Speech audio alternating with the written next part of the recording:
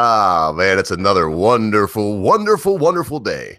And one of the reasons that it's such a beautifully wonderful day is not that it's 50 degrees out, overcast with a blustery southwest wind that should be a little warm, but it's actually cold coming out of that direction for once. But it's good because I'm here with the Britisher and with the common sense guy. I didn't really have nothing super planned for a intro, gentlemen. So I guess I'll just say we were actually talking before the stream started about fish and chips and about you know how they vary in different places. But the main thing, Britt, do you even want to tell the people what's funny about the way they wrap fish and chips there, and then maybe give us an example of how much they love to make laws in your country? Well, it basically, ladies and gentlemen, it touches upon the fact that the ogre was kind of wondering, well, don't we just wrap our fish and chips in newspapers that we did in the past? And I said, oh, no, that actually stopped decades ago, because there was either a law or some kind of food standard regulation. I'm not sure which of the two it was, but something basically was definitely issued from government that forbade it. And it basically meant that you either had to wrap it in completely separate, different paper, or you could have it in newspaper, but there would need to be some sort of sheet of clear paper between it. And the reason that happened was because it was, well, it was shown to be toxic, the ink in the newspapers. So it was felt, well, this wasn't really good for you. So the ogre has since pointed out that that seems a bit overkill, given that anybody who goes to buy fish and chips more than likely isn't consuming the healthiest dish to start with. It's not bloody health food, and I believe the way I put it is it's the Marlboro of culinary arts. Yes. Is the fish and chip. It's the Marlboro of it. Indeed, very apt. Then again, I mean, the person with whom to discuss deep fried food of all sorts is more than likely Count Dankula, because when it comes to the Scots, they are the true masters of deep frying. Compared to them, we are all amateurs. Oh, well, I guess one does think of the Scotch egg.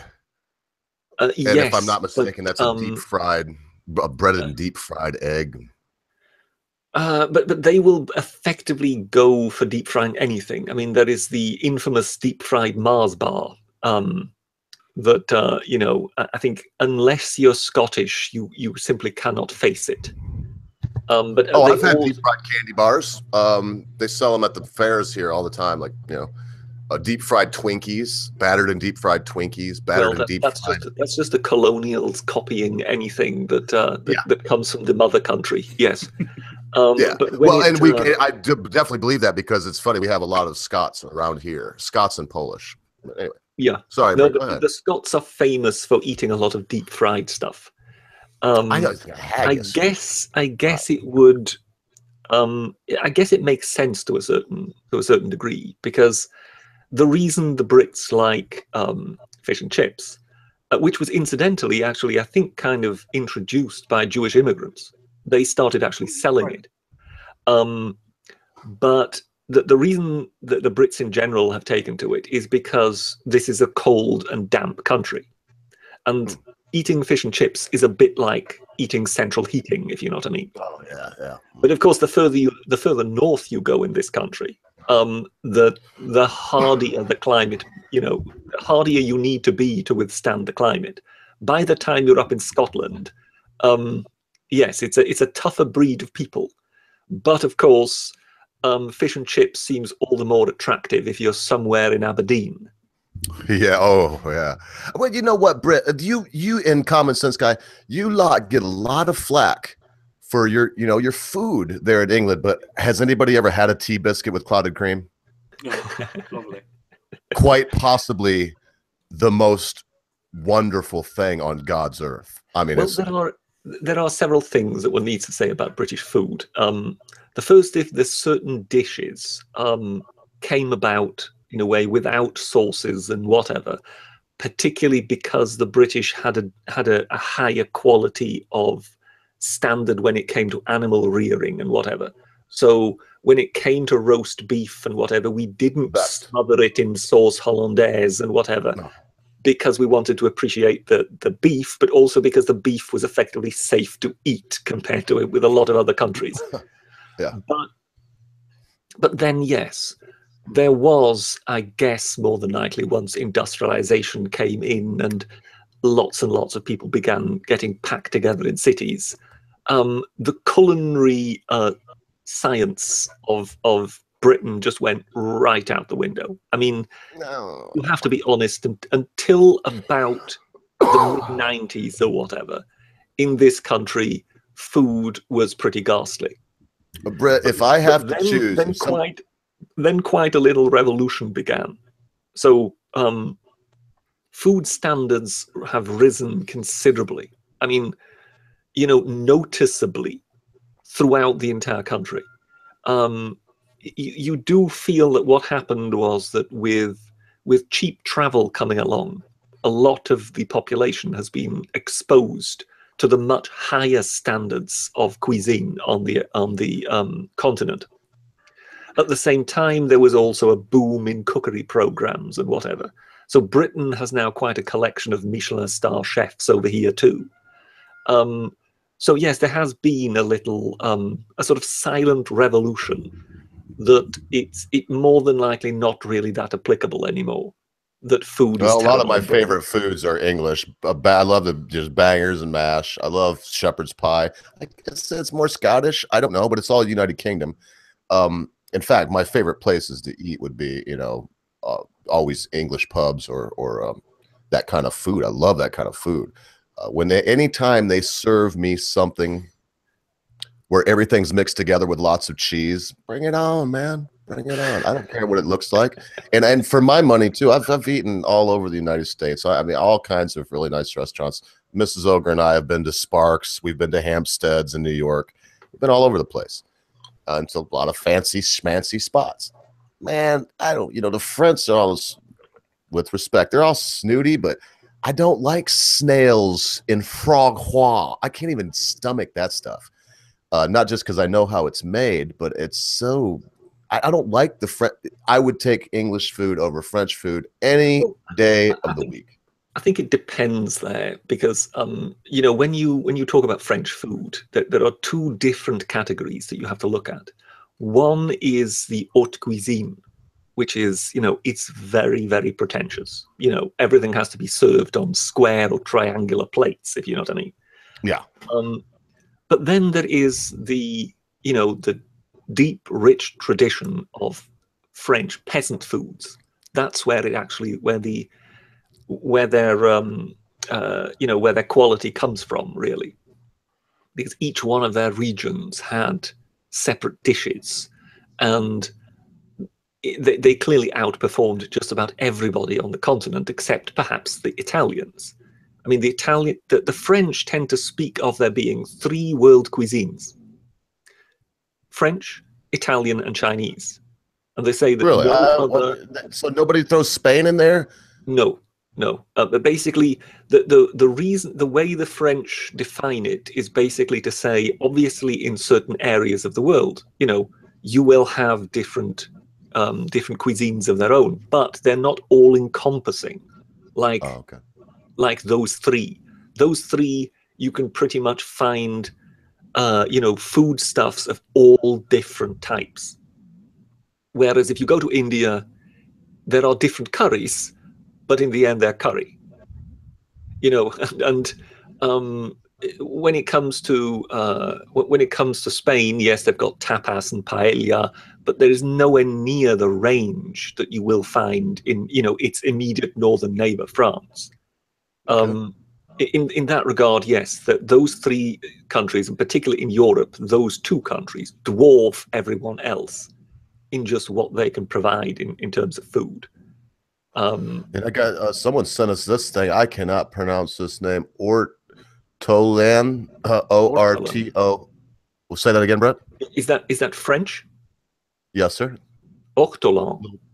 Ortolan, a little bird, and they show it here, and It's a little songbird, and apparently, in what did he say? I believe he said France, and France, it's a delicacy. I myself, I mean, I love doves and squab, we call it, but the idea of eating this little tiny songbird is a little bit of a bummer to me. It probably is tasty though. Well, But it look at that, reminds Brett. me a bit of what the Romans ate. They ate dormouse. Yeah, I didn't know that too. That's kind of gross. And that looks, it seems to be a kind of avian version of that, doesn't it? Very much so. What now, Brett? If anyone knows, you'll know the name. When they had big celebrations, the Romans really loved to take a bull and stuff it with a goat, and stuff that with a lamb, and stuff that with a turkey, and stuff that with a chicken, all the way down to the dormouse. Do you remember what that's called? I don't know a name for that, but I can tell you one thing: there won't have been any turkey. There won't have been any turkey. I was just throwing out as many animals. Yeah, I guess there wouldn't have been a turkey or a chicken, would there? No, chicken they would have. Yes, chicken they would have. They wouldn't have no turkeys. That's an American thing, if I'm not mistaken. Yes. Turkey is. Indeed, yes. If crazy, and this Americans, is all over. Wouldn't have potatoes, tomatoes, maize, potatoes, South or America. Turkey. Yeah, potatoes, South America. Yes, what happened is it was found in the New World. Prior to our arriving there, we had none of it. Yeah, I just found that I knew that it didn't come from Ireland, the potato, but I just found out a lot about how important the potato was to the ancient civilizations in South America, and how they actually grow this one kind of potato that's poisonous. In fact, all potatoes started out poisonous. They had to breed them for the ones that were less poison. But this one particular one, they take it. They've known this stuff, Brit, for its food is amazing, and it shows how ingenious and ingenuitive people really are. So they take this potato that's full of this poison, and they found out by taking it up on a high elevation where it's really cold, they stomp on it. At first they let them out overnight when they get really cold, freeze. Then they go and they stomp on them. And then they let them freeze there, and they spread them all out, and they freeze dry. And the act of stepping on them breaks all the cell walls, and the act of freeze drying them allows this poisonous chemical to dissipate out of them. Anyway, a little weird thing. That's why when you said something about the potatoes, like, ooh, South America, because since we're talking about curios, one book which I'm still kind of torturing my way through. It's interesting as such, but it's also bone dry, and it's called Why the West Rules. And I'm kind of going through it kind of every few pages at a time, and it's taken me months so far. And it's a breakdown as to why is the West ahead of the Eastern world, really? Why wasn't it China that ruled the world? Why was it the West? And it basically goes back to the very, very beginnings of civilization, and then starts to work its way up. And in it, there was a very, very interesting piece right at the beginning in which he showed the amount of staple foods, whether it be maize, whether it be potatoes, whether it be all sorts of grains, how many of them were available around the Fertile Crescent and the Mediterranean basin. How many were around in the Chinese world? How many, in India, in the New World, in America, and how many in Africa? And it basically, I think it was something like 26 were available in the Fertile Crescent and the Mediterranean basin. So we had basically the easiest task of finding something that could be turned into a staple food that could be grown. Yeah. Whereas the hardest job that any people were given to start agriculture were the sub-Saharan Africans, because they had virtually none. I think they had one or two or something like that. So they had much more experimenting to do before they eventually found something with which they could kind of start their own agriculture. So everything there that grows has usually a thorn. Yes, and I think sub-Saharan Africa also suffers from having, this wasn't in this book, I heard this somewhere else once, they've got a severe lack of beast of burdens. Yep. The amount of the animals that you can actually domesticate, whereas again the Northern Hemisphere was much more blessed in that regard. Well, they were in a lot of trouble over here too. I knew this before I watched the documentary, but they were mentioning that about South America. Do you know what the largest? It could be used as a pack animal, I guess. But do you know what the largest animal was here on this continent, domesticated before the New World? Was, you're very good. It was could call it the alpaca. Okay, and it's very, very, very, very similar. Yeah, that's it. They have no teeth. Their only defense is spitting, and they cannot carry a human being. In fact, you know, when the Spanish first came, Pizarro came with his soldiers. The natives actually thought that they were horse people, as in one part horse people. They were dumbfounded. Yes. Yeah, and then people think, you know, all the time, it's like, well, how did Montezuma? How was he defeated? The Spanish were ruthless cunlingers, man. They were just horrible.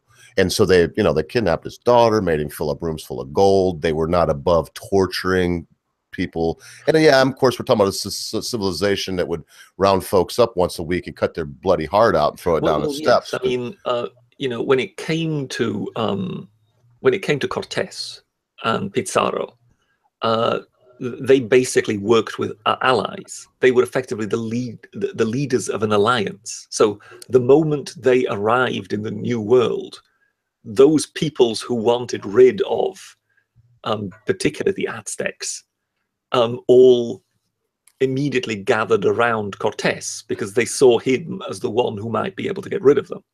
Oh. Without that sort of an alliance, Cortés would never have been able to get anywhere near Montezuma. Yeah, and they were very something else that people forget about, because they were defeated by so few. It was not only the tactics, but the Aboriginals. The strongest weapons were made of wood and glass, stone. They had no metals to speak of. So when you know, that was what they were very fascinating people. For one, how did they make all these stone edifices and all these stone monuments and buildings when they only had stone? And then they were just fierce warriors that would go and face each other with these clubs with like glass pieces stuck to them with rope, you know, with vine. It does make one wonder too, how does a civilization and how does humanity end up progressing? A lot of it is resources, of course, but you know, when we look at these the Mayans, I mean, as far as astronomy goes, they rival anything that came out of Greece. They were probably the greatest astronomers and timekeepers up until modern day. Oh man, are we so far off into the woods? Common Sense guy ain't said a bloody word. He's like, oh Lord, this is a nerd fest now. No. I'm going to actually join in the Nerds Fest. There's actually a reason for why the Mayans are actually so good at doing, as you said, the astrology and being good at timekeeping. Is because that they had hardly any clouds. Because most of the timekeeping and the Mayans were on the chilly side, meaning they didn't get too much clouds, so they were able to actually decipher what was going on without impediment for almost all year round. Huh. I did not know that. That's a great little piece of information. No, where'd you learn that? With that at all. I wasn't either. Where did you learn that at? Where did you get that information?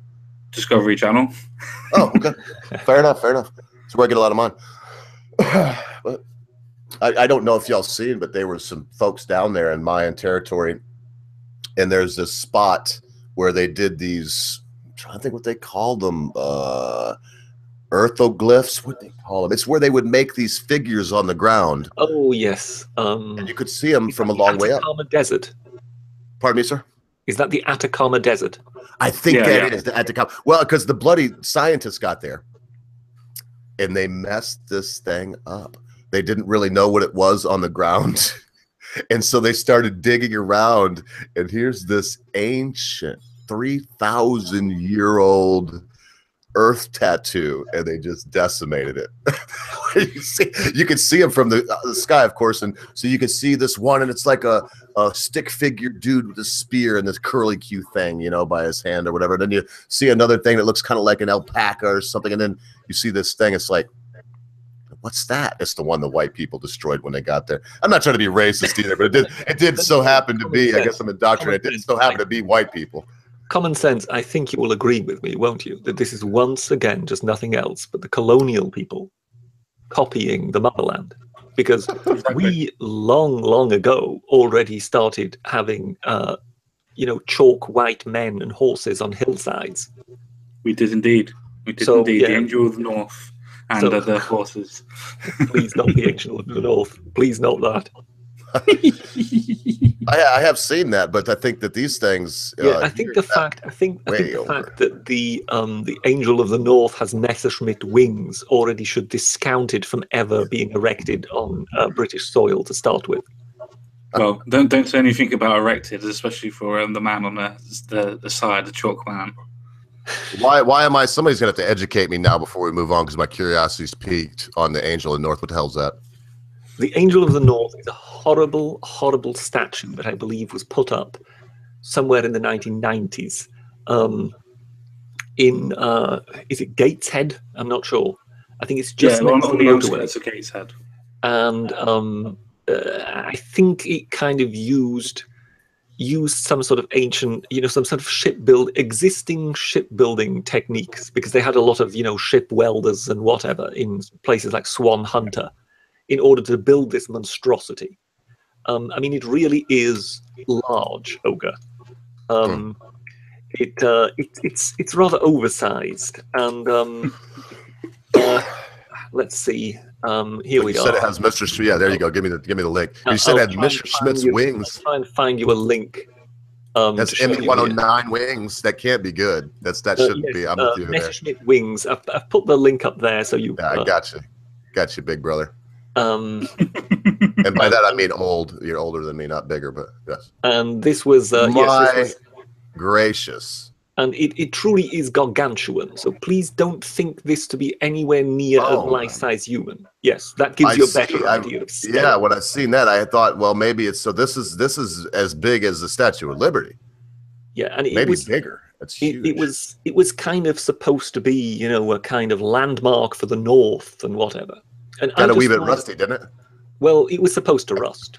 Yeah, I see that. And I just always thought, yeah, you can. I would have said to all those labor councils, those labor councils, those socialist left-wing labor councils. I would have said to them, you can have your statue, as long as rather than it rusting into a red, you paint it conservative blue. Then you can have your statue. Oh, well, the funny thing is, you can't. I see why you said that so many times, Brett. That I would have put up, because I think they fell in love with it because they thought, yes, a big red giant standing in the north to kind of symbolize our territory. Well, and it looks very. I see why you're saying that they're left, because it looks very, Stalinistic, very Eastern Bloc.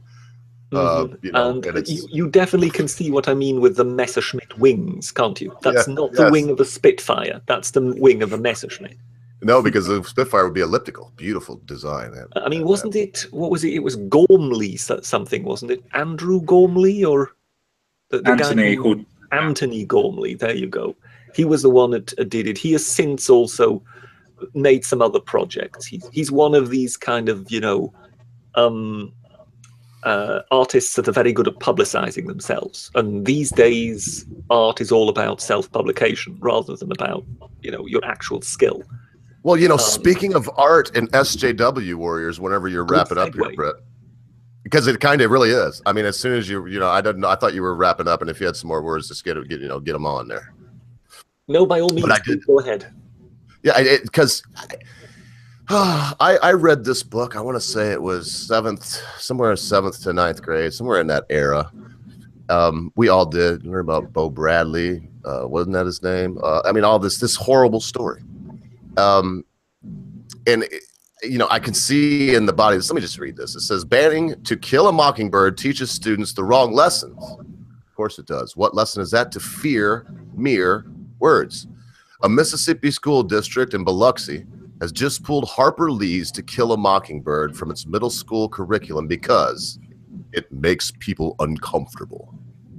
This is hardly the first case of increasing sensitivity at schools. For instance, last year, a district in Virginia removed classroom copies of Mockingbird as well as Mark Twain's The Adventures of Huckleberry Finn when a parent complained. Indeed, both Huck Finn and Mockingbird are among the most frequently challenged books in school curricula over the last decade or so. This is largely because both books use the dreaded N-word. That's what it is. When it says racial slurs, they're not talking about cracker, honky, or kike, or spick, or whop. They're talking about only one banned word. So it says the argument of those in favor of banning such titles is that to allow them validates these ugly words. But that's both a misunderstanding of the books and of how literature works. And I could read more, but I don't really think I need to. I'm going to put a link out here to both of these stories. There's one by the Washington Compost Pile. Also, this one comes from Fox News because, of course, Fox News is going to be incensed about this kind of thing, especially when it lines up with, you know, something that bumps heads with, you know, how they, what the narrative that they want. Don't think anybody that watches Fox, don't think that because they're not on the same line as all the other news stations that they don't have an agenda. They definitely do. But here you go, boys. When the dreaded N-word is used in To Kill a Mockingbird, the people that use it are horrible murderers that get what's coming to them. Never is it shown that any... Pardon me, sir? In that logic, then, why isn't the book Diary of Anne Frank banned then? Because obviously that's denigrating to Jews, so surely that should make people feel uncomfortable. Oh, yeah. Didn't she hide in the attic somewhere with a typewriter, and they was hoping that she wouldn't hear it? Yeah, it would have been her own language, wouldn't it? I think in that case, you would need to, rather than Anne Frank, you would need to go for something like Schindler's List. Where you then actually get Nazis really behaving like Nazis. Yes. But the thing is, how do you condemn a Nazi if you not punch by him in the showing how he face? behaves?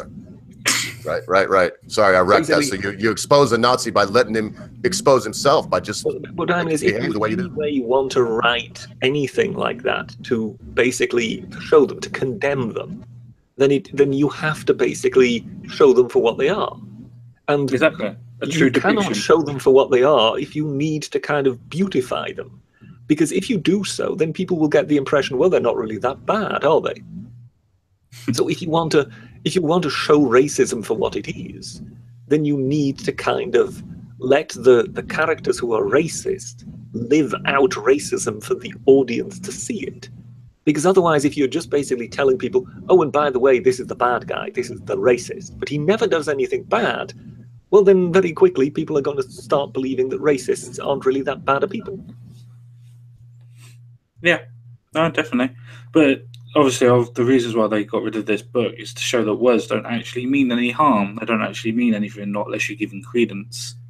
Well, yes, but now words have become violence, of course. And with words being violent and being able to harm people, it now, within that logic, it suddenly becomes sensible to remove these books, because these books are basically perpetrating violence just by existing. Now, I have to be honest. I've had a book hurt me quite a lot before. It was War and Peace, and I accidentally dropped it on my foot. Oh, I thought you were going to say your schoolmaster used to whack you upside the head with an algebra. Yeah, well, I'm not as old as you two, am I?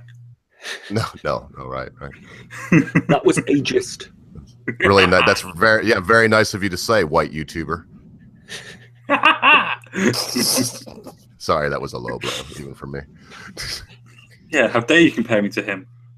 Anyway, was that too soon to crack that joke, Brent? If you really want to hurt him, it's not that YouTube identity that you pick up. It's somebody who is not a blue pill. Yeah, no, I was gonna say another color though. It would be Dr. Red Pill, or Coach Red Pill. Oh, anyway, let's hammer on this, boys. I guess we're all in a good mood today, because I want people to hear also what common sense got. Here's the issue.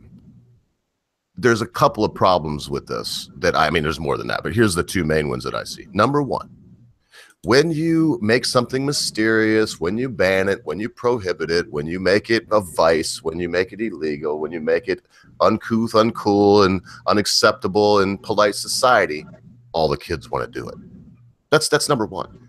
When you pull this, so that may be a good thing. Maybe a couple kids that didn't want to or would just read the Cliff's Notes will actually read this book. But there's the one thing. You make it mysterious. You give it a mystique. Number two, I say this time and time again.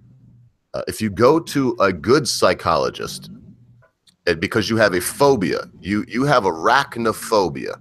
Does anybody know what the cure is? What the therapy, a large part of the therapy is for arachnophobia?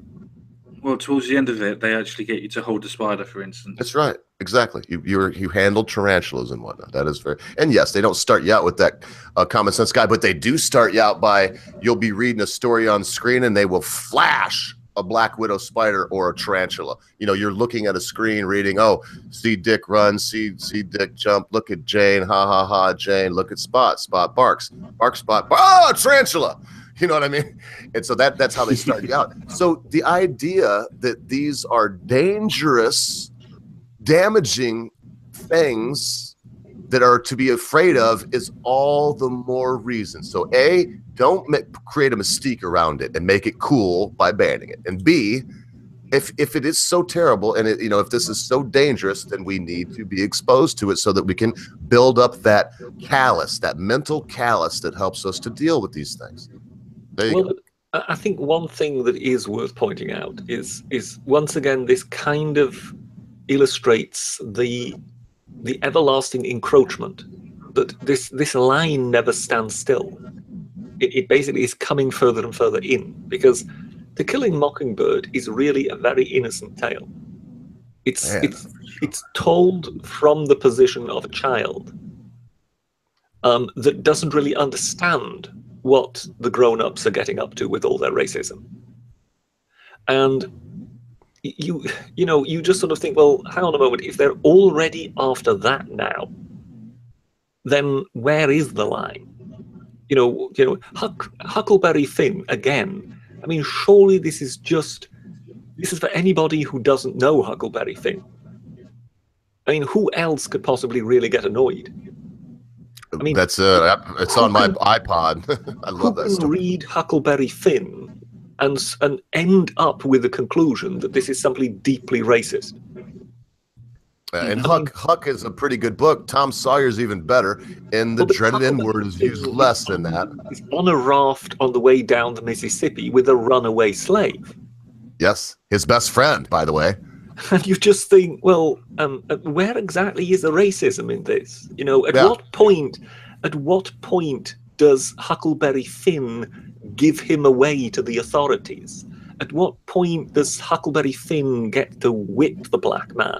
At what point, I'm sorry, anybody who knows the story, anybody who knows the spirit of the tale, surely knows that this is actually siding with the black man.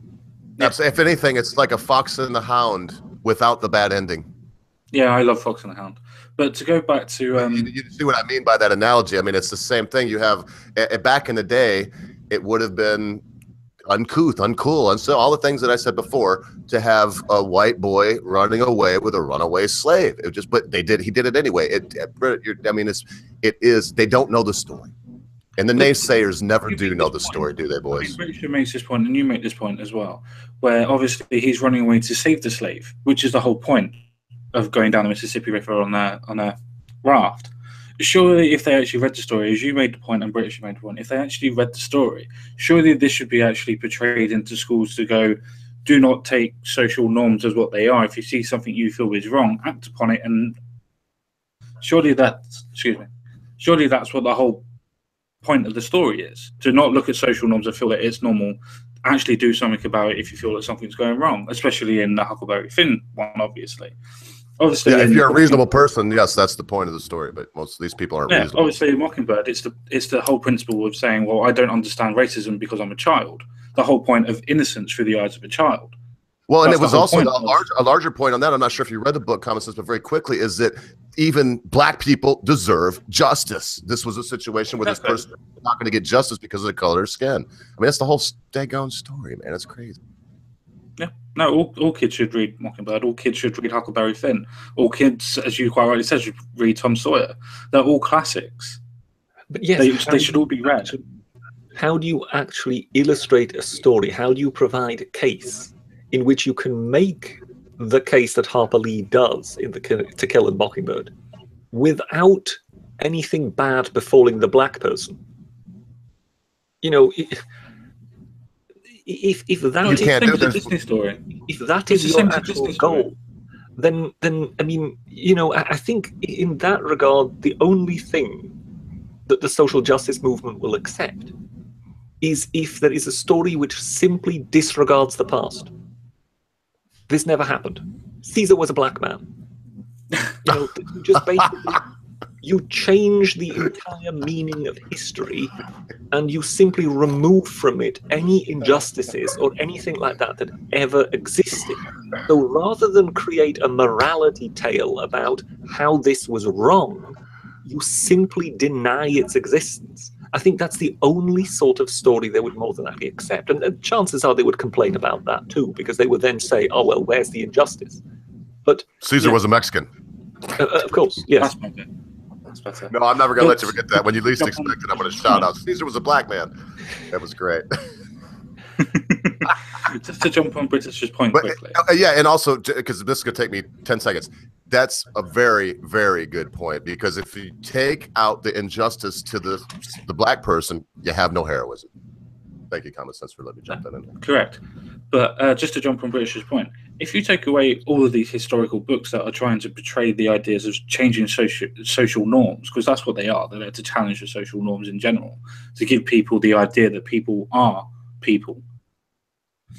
If you take those away from history, and you take history away, as what Britisher was alluding to, then we're going to be doomed to repeat history anyway, because you're not learning from our mistakes. Because it's through our mistakes that we learn and we grow. And if we don't make mistakes or learn from them, we are doomed to repeat them because we don't know any better. Yep, that's a fact. It's just silly to me. Well, I can go even one better, you know, since you intend to taunt me. You know, more than likely, rather than Caesar being a black man, the ultimate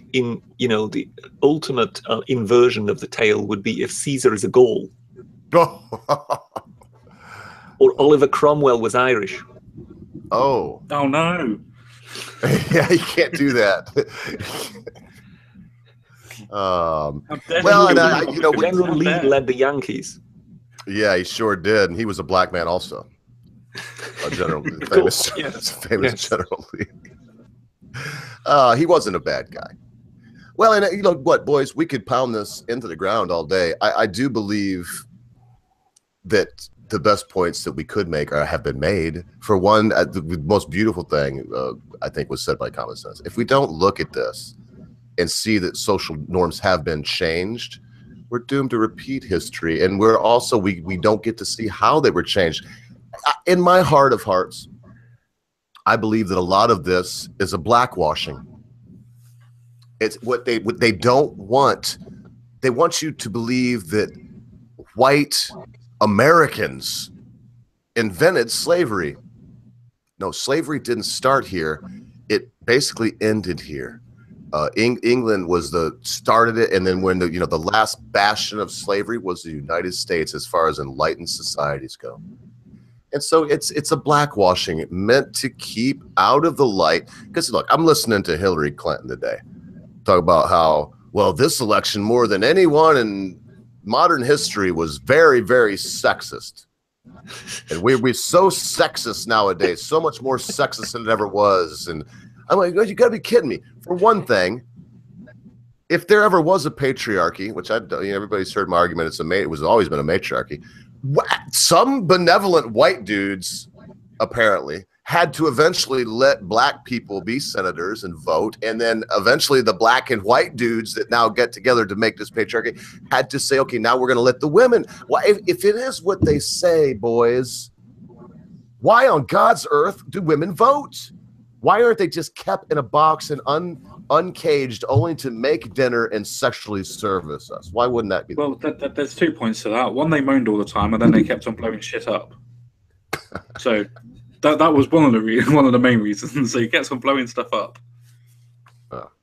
Well, I mean, but that doesn't matter. People are blowing stuff up now. I mean, it'll always happen. And if it was a patriarchy, they would just keep putting down the rebellions in the most ruthless ways. I just thought I would add, surely if they were blowing stuff up in order to get their way, then all we needed to do was get used to it.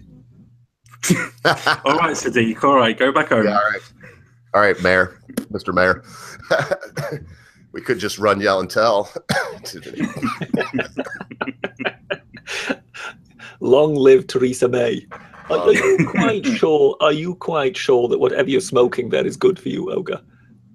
You seem to be having more coughing fits than ever these days. Oh, this was growing for a while outside, and I just cut it down a couple days ago, and it's very, very, very potent. But yeah, I don't want to keep defending it, but marijuana is a very powerful expectorant. So let's say that you don't have a lot of allergy problems and a lot of, phlegm, and I don't want to be gross, but phlegm in your lungs. Well, you would probably be able to smoke a lot larger puffs and it wouldn't make you cough. But when there's things going on, you have irritants in there. It's a very powerful expectorant. One of the reasons, a very minor one, but one of the reasons I do use it. Cough shit. But yeah, it's crushing. If you notice, I'm just going, taking these little ones. Because I tried to take a big toke not too long ago, about died. But yeah, I did, to honestly answer your question, the only physical drawbacks that they've been able to link to marijuana is a lot of use, like I do. If you smoke quite a lot of pot, it can cause your throat to be irritated. But discontinuing use, that will go away. It doesn't. That science has found this far, and years of studying it and trying to find something wrong with it to justify it being a Schedule I narcotic. That's it. That's the only thing. Discontinuing use, that goes away. There are no long-term effects whatsoever. So I don't know. I mean, maybe the benefits are exaggerated by some folks, not me, because I don't really. I mean, you don't hear me sitting up here talking about how my life would be completely unmanageable or anything like that. Yeah, it's exaggerated probably in a lot of cases. For example, I think the biggest exaggeration people make about cannabis, Brit, since you brought it up, is the headache and pain relief. It's scientifically proven. There's no analgesic effect. There's no pain relieving effect in cannabis and THC, CBDs. You just don't care about the pain anymore. That's what it comes down to. So people will use it, and then they still have the headache, they still have the backache, but they're like, yeah, whatever, it's not so bad. Give me the Doritos, But anyway, there you go. And I would say this, I'm not a marijuana apologist. I think if you're over 18 and you want to give it a shot, go ahead. But the fact of the matter is, in my life, usually about 1 in 3 will enjoy it. The other 2 in 3, the first time they actually get high, because beware, if you've never smoked pot and you go to try it, you might think nothing is happening because you won't feel it. It has to get through to make it put in layman's terms as best I can, your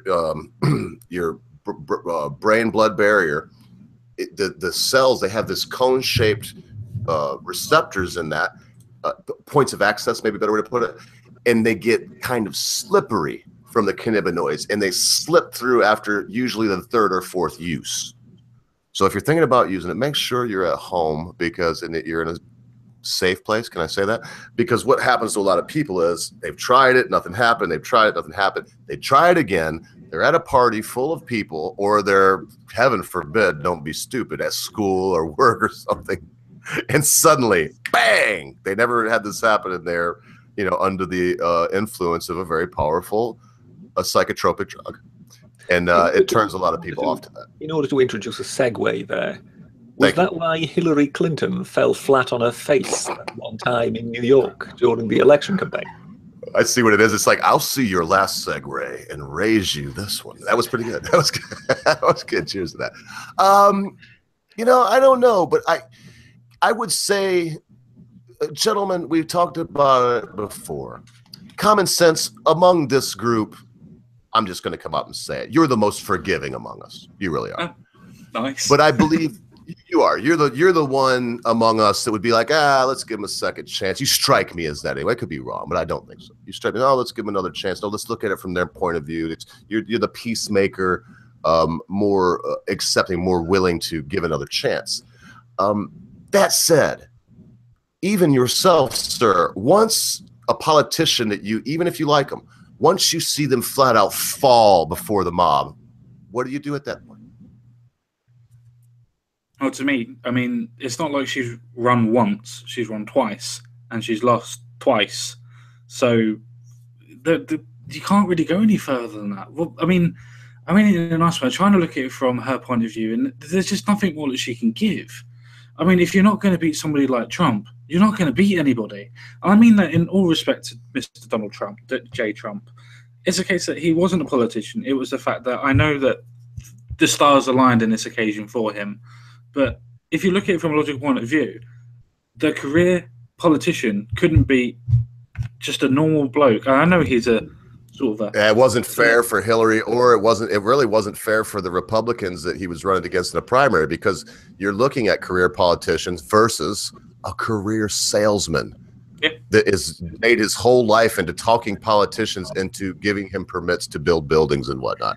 It really was stacked against them. Say, just looking at that still that we're just looking at there, where you just see she is actually referring to somebody else as a nihilistic opportunist.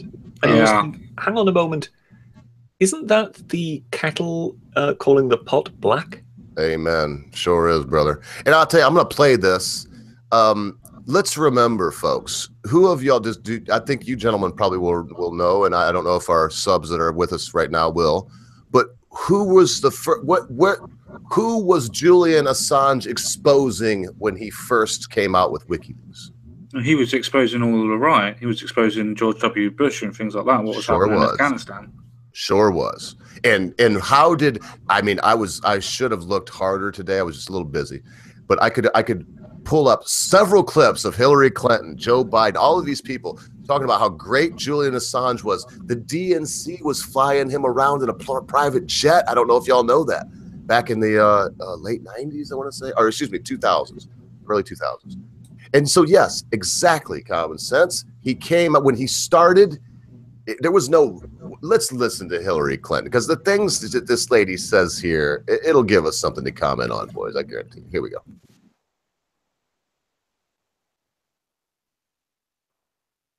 I think Assange has become a kind of nihilistic opportunist who does the bidding of a dictator. Lots of people, including in Australia, think that Assange is a martyr for free speech and freedom of information. How would you describe him? I mean, he's a tool of Russian intelligence. And if he's such a martyr of free speech, why doesn't WikiLeaks ever publish anything coming out of Russia? Isn't he just doing what journalists do, which is publish information when they get it? I don't think so. I think, for number one, it's stolen information. And number two, if all you did was publish it, that would be one thing. But there was a concerted operation between WikiLeaks and Russia, and most likely people in the United States, to, as I say, weaponize that information. I'll tell you what. So the information is weaponized when it's used against her. And, Trumpster, remember, gentlemen, even a stop clock's right twice a day. And I have my own feelings about Trump. I try to keep it out of this because for the most part, I like the guy. I'll tell you what, though, when you listen to this, all of a sudden, Assange is a tool of Russia.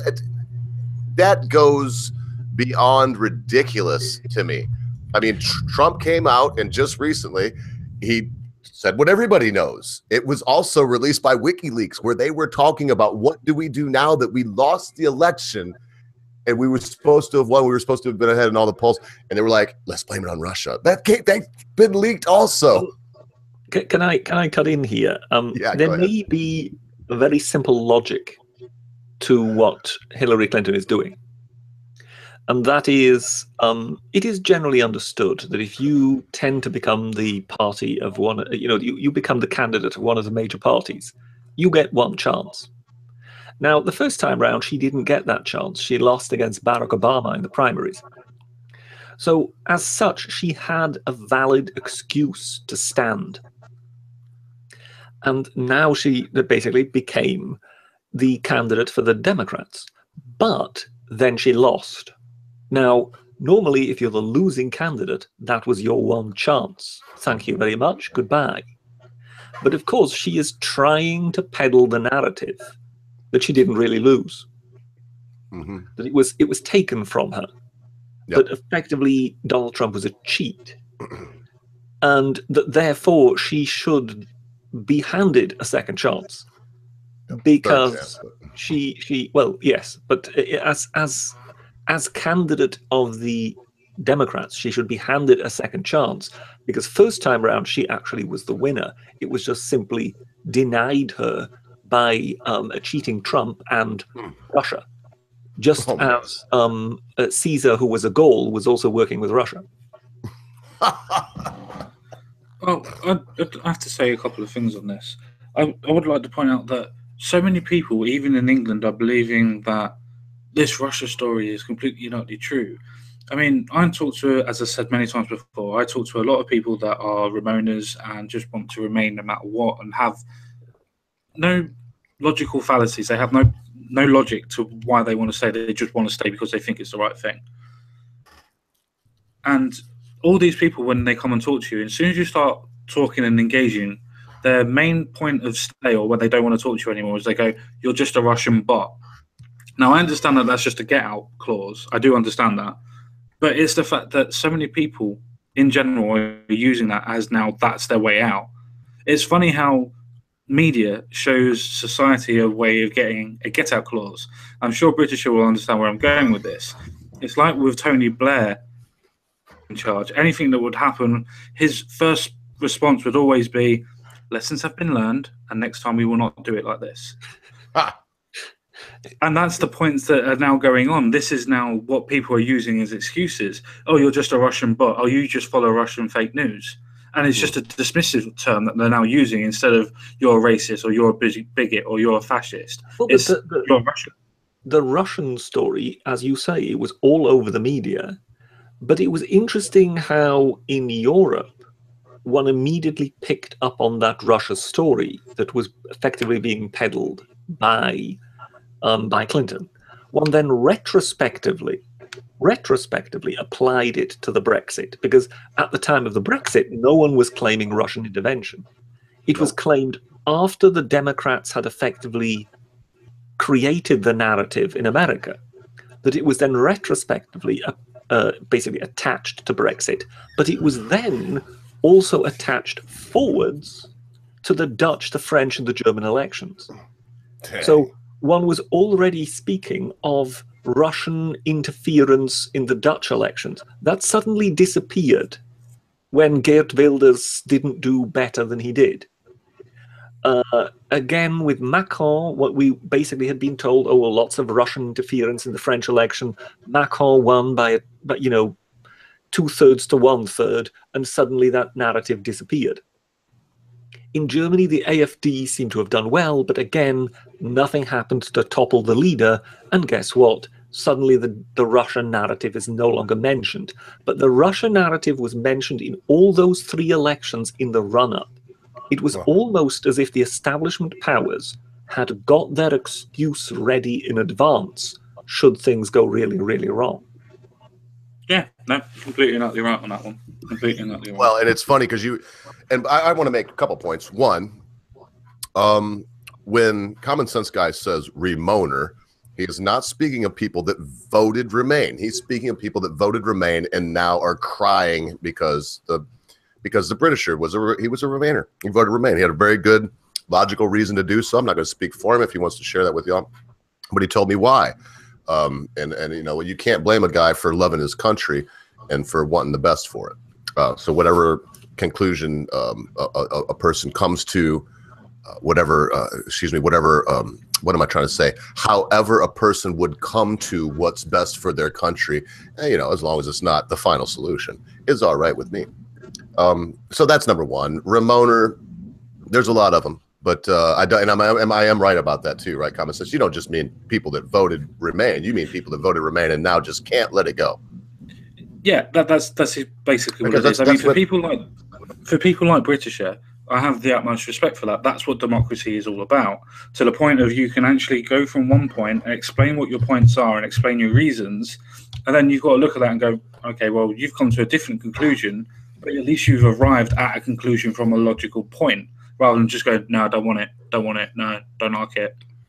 Huh. And that's the level of logic that you get from some In that regard, I mean, this will amuse the ogre no end, no doubt, and it may also amuse the common sense guy with the second strand, and that is that I know people over here who swear blind that I am an avid Trump supporter.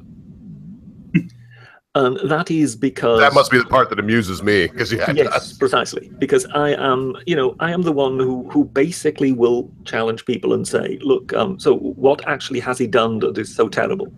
You know, I mean, where is the Iraq War Mark II? You know, so I'm quite happy at times to kind of defend the man. At the same time, I am also told that, oh well, you know, I am definitely in cahoots with you know, UKIP and Nigel Farage, because well, I mean, everything I'm saying now is always you know, on friendly terms with Brexit, and you know, how could I speak in this way? And I'm the one that says, well, I think you know, it should occur to you perhaps that we actually voted for Brexit. Oh, well, I didn't. I said, well, no, neither did I, but we did vote for Brexit. Right. The nation voted, and the nation voted for Brexit. If the nation voted for Brexit, we voted for Brexit. You cannot do this separation whereby you just basically refuse to accept reality. Well, and it's so un-British, man. It's so un-British not to just carry on. You can basically hope to hold your breath for long enough until you get your own way. It's just not going to happen. And that is, it's funny. I mean, that's so un-British too. It's just, I mean, the British way is, okay, the decision's been made, crack on, go about your business, carry on. You know, that's the British way. It's not to, I didn't get my way, so now I'm gonna, you know, it's just, oh man, it's so un-British. Well, I've got a lovely little point that's going to absolutely annoy you both. I did a video at the beginning, well, today actually, this morning, and it wasn't the Coach Red Pill one. It was to do with MPs actually forcing us to have a no deal, because the MPs have actually decided that what they're going to do is they're going to try and force into Parliament, into an amendment onto the withdrawal bill, that they are going to make it impossible that the government can negotiate from a point of having a no deal stance. That's not having a no deal. That's just to say on the table, we will walk away if you don't give us a good deal. They are going to vote to take our strongest hand away in the negotiations because they believe that we have to have a deal at any cost.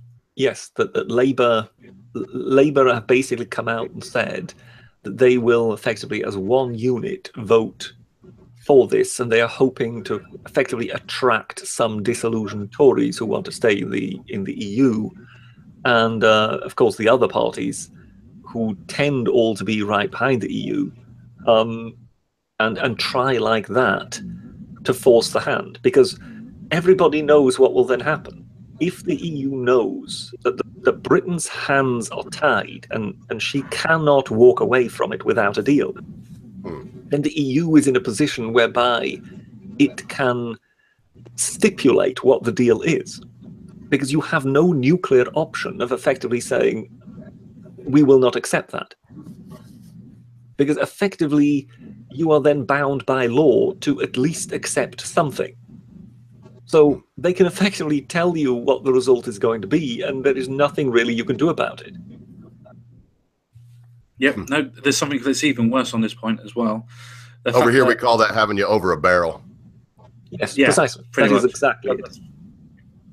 Just to add to this point, I know this is not on the agenda, but just to add to this point one last time, with this little bit that we've been talking about, the fact is that even if they did agree a deal and it was a beneficial deal, but because they didn't like it in general, they could veto the deal. Now, if they were to do that on the day before our time ran out, we would actually go out with no deal. Yeah, that's what the lunacy is of this point. Yes, there is also, of course, the other one, and that is regarding the residency of people, because that is one of the sticking points at the moment regarding what is the situation, what are the rights of the people who are living in each other's respective countries. So there are quite a few British who live on the European continent, and of course there are quite a few people from various EU countries on the European continent who live in Britain. Now, on both those sides effectively moved while there was freedom of movement, and as long as you were within the EU, you could live anywhere. Yep. Now, of course, that is being, now that Britain is leaving, now one has to come to some kind of agreement on the status of these people. Once again, Jeremy Corbyn and the Labour Party are insisting that Britain's position should be outright, we will grant all people from the European Union who have settled here prior to Brexit, we will grant them rights of residence. But they want to do that, and they insist on doing that without Europe having done the same for our people. Yep.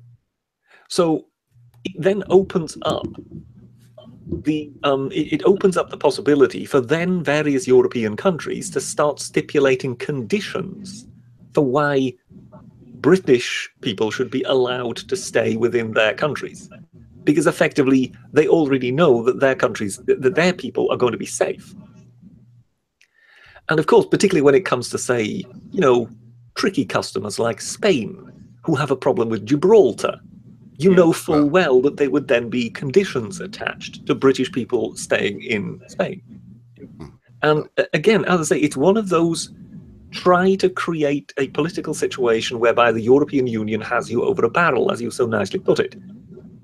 They're trying to do it with the no deal, and they've also been trying to do it with the residency of European citizens.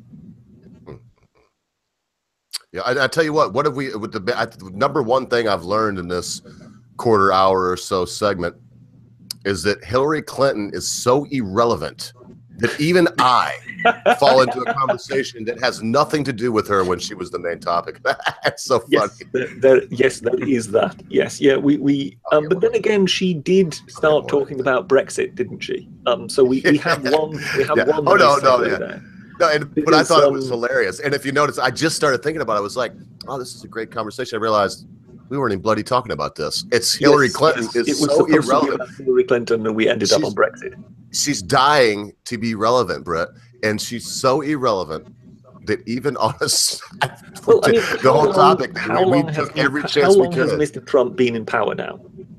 9-10 months. What is it now? Yeah, so we're closing on 1 year. Mm-hmm. We're closing on a year. And the campaign is effectively going to last a year. Yeah. So really, Hillary Clinton realizes that she has to keep herself prominent. She has to keep herself in the news for the next 2 years. Because she got 2 years left. So she's still got 2 years to go, in which, you know, once in a while she will just turn up and she will start spouting nonsense, and she will create. In doing so, she will create talking points, and people like us will be mentioning her. Well, and that's really what she wants, because like that, she will then get to that 2 year mark. It will be 12 months to go to the presidential election, and she can jump into campaign mode. Yeah. Well, and like I said, as little as possible. I mean, I'm mentioning her because she won't. Oh, I've got this project. I am working on a video, boys. I'm really just putting something into this. I've been working on it for a couple weeks, and there's 2 videos, 2 interviews she did. One with, to tease it a little bit, one with Rachel Mad Cow, and the other one with the MK Ultra mind control candidate. What the hell's his name? The gay guy from CNN. Now I'm gonna have. I was trying to be all cool, and I've slipped it. Anderson Cooper, Project Mockingbird himself, and. It's time to move on. She's not going. She may run for the Democratic nomination, but you made some really good points, Brett. She ain't gonna get it. She's not gonna get it because she's had her chance and then some. All of this is so distasteful, even to us colonialists, boys. It's so distasteful. I mean, I can't imagine what you lot think when it's like it would. She could well get it. You see, this time round, she's going to choose the right person for running mate for vice president. You know, it won't be some white male. No, they're freaking out. She might. This time round, she'll make the right choice, and she'll go with Yvette Falarca as running mate for VP. Victory is inevitable. Why do you do this to us, Brit? That is just a horrible, ungodly thought. It really is. Can you imagine those two in power of anything? I mean, can you imagine them being even the head of your local, PTO, your parent-teacher organization? Nothing. It's horrifying to me that Yvette is. Oh, by the way, boys, she was arrested again. I don't know if you know that. We're binging and bonging around here a little bit. Bear with us, folks. We're going to get on to the next story here. No, second. So yeah, I guess it's old news. It's old news. But this is the fact. She got charged with several felonies. 3 felonies the first one, 2 the next. That's 5 felony charges. 2 of which she got charged with while she was out on bond for the first 3. That makes it litigiously impossible to plea everything down to misdemeanor, which means she's going to do 90 days at the very least in jail, and she will not be able to be a teacher any longer. But that doesn't matter, you see, because these charges were brought by the fascist patriarchy. They were brought by her buddy. They got this. Excuse me, I'm stuttering here the last couple minutes. Sorry about that, folks. I'll get my mind together. The police chief of Berkeley is actually a personal friend of Ms. Falarka. And so it's taken a lot longer for there to actually be action against. Look, she has threatened people for so long. The things that she does, it's illegal to dox people with pictures that have crosshairs on their face and say, this is a fascist. Be on the lookout for this man. She even says it in this video. This guy, she puts it up. He's a Jewish guy, by the way. He's a Nazi Jewish guy, by the way. And all of this other stuff. And then at the end, his address, and says he carries a hunting knife with him. If y'all seen one of the videos that's released on her where she's at Berkeley College, you see Berkeley, in a room after hours. She's not a student there. She's not a teacher there. And she's screaming at students of the college in the hallway, you don't have no business being here. Look, I'm all Jello hands on that, man. I'm jazz hands on that. You've got no business being here. The only thing she's trying to do is to prevent genocide. When will you understand that, Mr. Oak? Well, of course. I'm sorry. I was being unreasonable. Of course. Got my best interest in mind over here. No, I just, and I'm rambling on. You know, I do remember something about Miss Clinton, though, boys. I'm going to try to up his segue, you see. Shouldn't have said that. I just ruined it. Now I can't because I ruined it. But if y'all remember back in the 90s, then First Lady Hillary Rodham Clinton, she did this big thing about crime, and she was like, well, the problem is nowadays is these niggers, these super predator niggers are running around, and we've got to make them heal like the dogs that they are. The video's out there. I'm paraphrasing now, but the video's out there. You can see it for yourself. That is very widely paraphrased, I might add. I mean, she does speak about super predators and whatever, but she doesn't actually say nigger.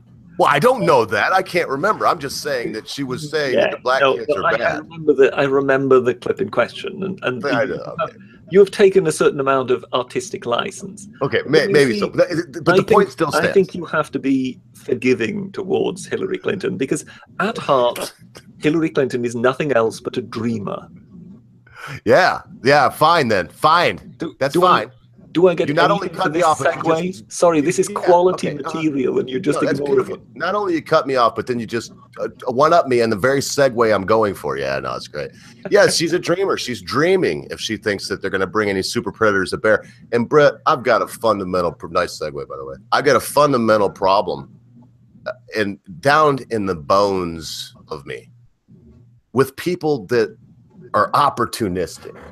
And I don't care what side of the fence they're on. I don't care. I don't like it when some dude shoots people up in Vegas and then they start talking about gun control the very second it happens. And I don't like it when some kid, his parents moved here when he was either just when he was very young or before he was born, and he was born here, probably primarily speaks English and whatnot. And, hey, bad seed. Went out and he kills us. Here, let me just read this instead of doing what I'm doing now, Britisher. How's that? Beautiful segue.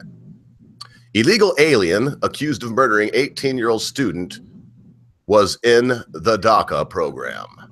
And this says a man accused of killing South Carolina high school student has been protected from deportation under the DACA program. U.S. officials confirmed to Fox News Thursday evening. Daniel De Jesus Arengal Shearer, 19, is accused of murder, kidnapping, and possession of a weapon during a violent crime in connection with the death of 18-year-old Dana Martinez Gonzalez. Martinez Gonzalez, a junior at Greenville High School, was found dead in a wooded area October 4th, officials said. She'd been forced into the woods and shot multiple times in the head. Immediately upon contact, the DACA person, I don't want to keep butchering the names, confessed to one of the deputies. Greenville County Sheriff Will Lewis told reporters. So here we go. And of course, this is some Fox. And if I keep going down, and if you listen to the pundits when they get on the TV set, I know Bill O'Reilly's defamed now, but those types, even my beloved Tucker Carlson, they're going to say, well, here you go. A dreamer, a DACA Britisher, common sense guy, a DACA, a dreamer that had no business, an illegal alien of all things. It had no earthly business in our country, has murdered someone, and if we would uphold the laws, there would be one less murder victim. Listen, boys. I thought that was as much as I'm against it. To be part of the. I'm sorry, I didn't get the first part of that. I said I thought that was supposed to be the reason for DACA. The reason that if illegal immigrants were here, that their children could go into the Dreamer program so they could make a better life. Now, that doesn't mean that I agree with the whole premise of the idea, but I'm just pointing out a point that it was what it was supposed to be. Was it not? Well, yeah, but I think DACA and Dreamer program is one of the same. It's just I will not get the years right. If you are a certain age and your parents immigrated here between the time you were just born here or 3 or 4 years old, you can, then you're at that point in this program where it's a fast path to citizenship. All I'm saying is this. I got a couple points. Did that clear that up, Common Sense Guy? Did that answer the question? Or? No, that was exactly what my point was. I mean, it wasn't the case that he was actually an illegal alien at that point. He was part of the DACA movement. So by definition, he was actually legally here because he was part of the Dreamer program, as you quite rightly said. Well, I'm not for the Dreamer program or DACA, but it's not because this person killed somebody. I would still be against it, but it would be more egalitarian. It'd be more even and more honest. Okay, let me put it this way. Britisher comes to America 25 years ago. He comes here on a worker visa permit that allows him to work for Goldman Sachs. He's trading on the stock market. Something falls through. And in the meantime, now, mind you, he has a child with his lovely bride 6 months after he gets here. 10 years into it, problems, whatever it is, he could still work here, but whatever it is, visa's gone, can't get any more. Gotta go. Now, if at that point, if the Britisher could stay here and his child could stay here, English, he's English. Don't forget that, folks. It's very important to him also. He's English. If they could stay here as well, fine. If the Canadians, if the Brazilians, well, the Brazilians probably can. If everyone could stay here. But no, there's this arbitrary thing, boys. And it's not even, it's the same continent because it doesn't apply to Canada. And so that's probably of all that could be said about the DACA program, that's the worst. I'm all for the compassion. But hey, if it doesn't cover you, Common Sense Guy, if you and your wife come here and you have a baby in the interim and then suddenly have to, you would not, they would throw you out quick as you can say Johnny be frigged. Mark my words. I understand that, but isn't that the reason? I understand your point completely, but isn't that the reason why Donald Trump wants to change it? I mean, don't get me wrong, I completely understand the premise of the point, but that's the whole reason why DACA is there, to actually give citizenship to the child and not to the parents. I don't know, your laws are very, I know it was put in by Barack Obama and it was kind of against the Constitution for him to be able to do that anyway, but as you quite rightly pointed out, it doesn't make any sense for the child to be completely legalized, so to speak, and then the parents are not legal. Surely there should be a program to integrate the whole family, so to speak. But if that's what the laws are, that's what the laws are. You have to abide by them. Well, if they were going to do it, do the whole family, sure. But then do the whole family for, I'm going to say it again, do the whole family for Albania.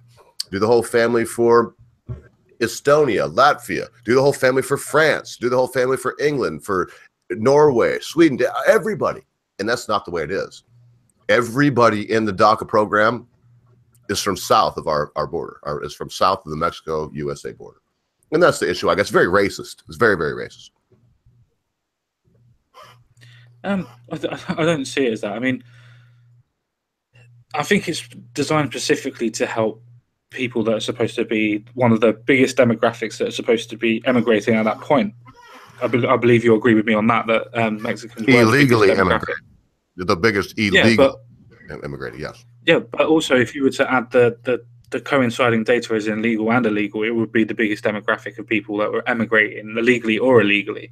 I'm not sure. I'd have to look that up, but I kind of doubt it because so many more of them come in illegally as legally. But it does seem from what the ogre says that this isn't really about illegal immigrants. This is about illegal immigrants from a particular area. That if you're an illegal Canadian immigrant, these rules don't apply to you. Nope, that's why I say it's racist. Appears to be the so if it were just a rule set out to cover all illegal immigrants, then whether you were or were not for that rule, that would at least constitute something that is principled. But what appears to be here is it's the specificity that basically just says this only applies to, Central Americans or something like that. Yes, but exactly. I think that seems to be the problem, as in why particularly them and not anybody else. No, I agree with you. Yeah. Yeah, they would throw you lot out just in a heartbeat. You could have children, it wouldn't matter. And chances are that would never be necessary because we would actually be there banging on the inside of the fence, screaming "Let us out." Yeah, I know, Brit. Well, and that's very funny, by the way. But one of the arguments is, well, these dreamers, they don't even speak the language where they come from. Well, what about a French kid that came here that way and they got to go back now? What about a Polish kid or a Yugoslavian or a Swede? They wouldn't care. If the laws would apply to them, I mean, as you quite rightly have all pointed out, that they don't. But if the law did apply to them, then yes, that's the way it would have to be, because that's the way the law was set up. It's a shitty law. I'm sorry to swear, but it is a shitty law. But that's the way that the law is. As somebody said in the chat, you've either got to abolish the law or stick by it. You can't moan about it and not change it. You have to change it. And that's what Donald Trump's obviously doing. Your main objection here appears to be the fact that he's referred to as an illegal alien, even though he seems to be part of a legal program. Well, yeah, I suppose. Yeah, that is correct. Yeah, I have no problem with calling illegal aliens, but I do have a problem that as he's actually part of the DACA or the Dreamer program, I know they're one and the same, but I prefer Dreamer. That he is technically part of Citizen, so I can't understand why they would call him an illegal alien when he's not. He's a citizen, or at least on the fast path. I understand exactly. So, yeah, I mean, if he were an illegal alien, then it wouldn't, the whole DACA thing would never really come into it. So, yes, there does seem to be some sort of legal framework by which he is here.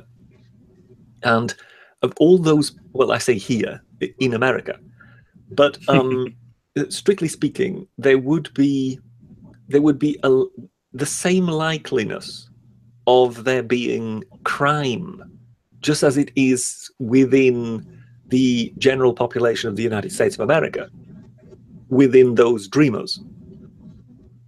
So, you will have a given percentage that will be criminal. So, no, evidently by the story. It really shouldn't be seen as some kind of miracle, and it shouldn't also be seen as in any way connected to their being of this or that stock. No, it's got nothing to do with it. No, I agree. So that's why the fact that you then kind of suddenly point to this. When I say you, I'm not talking about either of you two. I'm talking of the actual article, of basically saying, oh, well, this kind of proves that point. This is wrong. You just go, well, no, because you will have a given percentage within any population group that is criminal. Why would you expect that not to be the case among, you know, this DACA program? You No, know, and if you're for it, or excuse me, if you're against it, and someone uses this, Britisher, I think is the point I'm trying to make, and I think that you're trying to make. It's disingenuous. It's not fair. Yes. Yeah, because I mean, as you say, there's going to be unless there is some sort of statistic that would show that people who are in the United States under the DACA program are somehow exponentially more criminal. Yes. Then there may be a point to reporting on cases like that. But well, and out of 800,000 of them, there's this one incident that I've heard of, and believe me, Fox News will print every one that comes up. So yeah.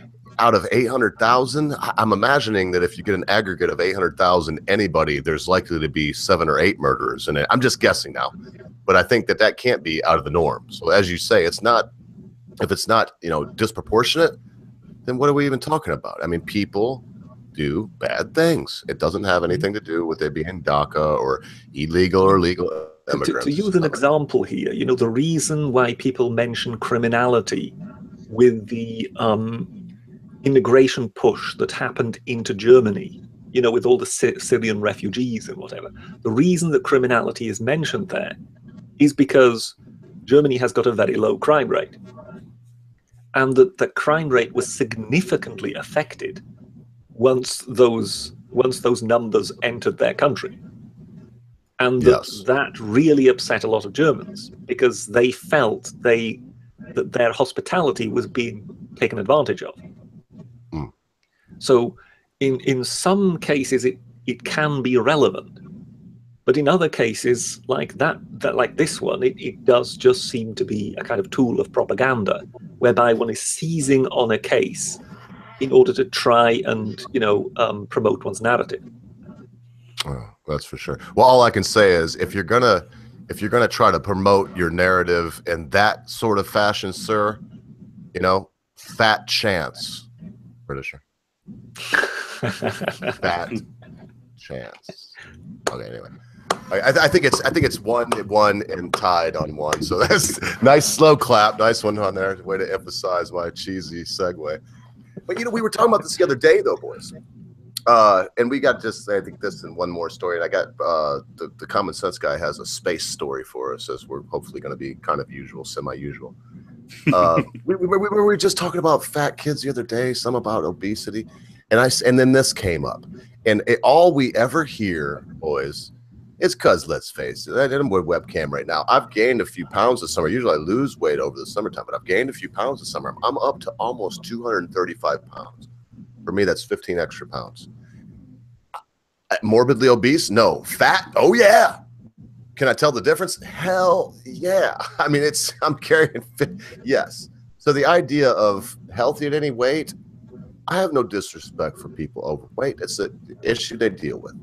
I love Ricky Gervais and the whole thing. Well, you suffer from obesity. You're not suffering from obesity. I mean, there's a whole spiel that Ricky Gervais does on that. I mean, it is what it is. And that's a lot to do with personal choices on almost every situation.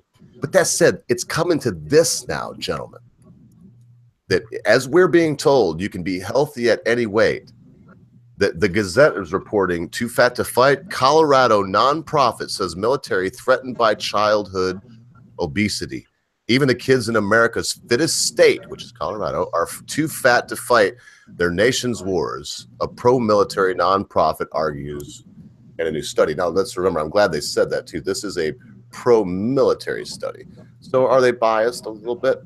Probably, but I would say that they're, you know, what they're saying here still has a foundation. So the military has long. Just before you carry on, they have to be biased because they're doing a study to find out who's eligible to become into the military. So they have to be biased.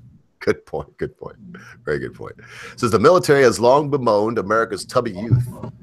And the Council for a Strong America says Colorado is part of the problem, with more than 27% of the state's children categorized as overweight. Low levels of physical activity and the obesity epidemic are contributing to an unprecedented readiness problem for our armed forces, the nonprofit said. Those extra candy bars compound a complex problem for military recruiting. Between other health issues, criminal records, and other troubles from facial tattoos to drug habits, a full 70%, 7 out of 10, 70% of Colorado's teens are ineligible for military service. So, and just like the last one, I mean, I could go on and on and on and on and on, but we see really a deeper problem than just the obesity here, boys. They're telling me, Britisher, can you believe we live in a world where a substantial amount of youth have face tattoos? You know, and I'm just coming from a guy that has some tattoos. I have some tattoos. You can't see none of me right now. But I've seen yours too. But and I've seen where yours is. Also, you don't have, and it's here nor there. I mean, if you go to Japan, tattoos are frowned on. There's a lot. You can't. There's only like 1 or 2 water parks in all of Japan where you can go in there and have your shirt off if you have a tattoo. They want tattoo. They're very frowned on. So it is what it is. I don't know if it's because now in our culture everybody has a tattoo, and that's the next thing. You got to put one on your face. But apparently, our youth in our world, it's not just America, our beloved Western world, are so coddled, so spoiled, so wanting to be the one that sticks out with these. I mean, it's piercings and all over the Dankula style. With respect, Dank, piercings in every place and tattoos. This is what it is. It's not just that these kids are fat. It's that these kids' parents are telling them, it's okay, little Johnny, have another piece of cake. You're not really that overweight. You're only 245 pounds and 5'3". And that go all hand in hand. So you get the face tattoos and everything else. I don't know if you boys have any opinion on this, but if you do, I do have a slight opinion on it. I don't think that the facial tattoos are going to be linked to the obesity. I would have thought that the facial tattoos might be linked, and it's only a hypothesis, so please don't shoot a messenger. It's just a hypothesis. I would have thought that the facial tattoos would be more to do with a gang initiation than what it would do to just because I want to be noticed. And that's what I would have thought. I wouldn't have thought that it's something just because I want to be noticed.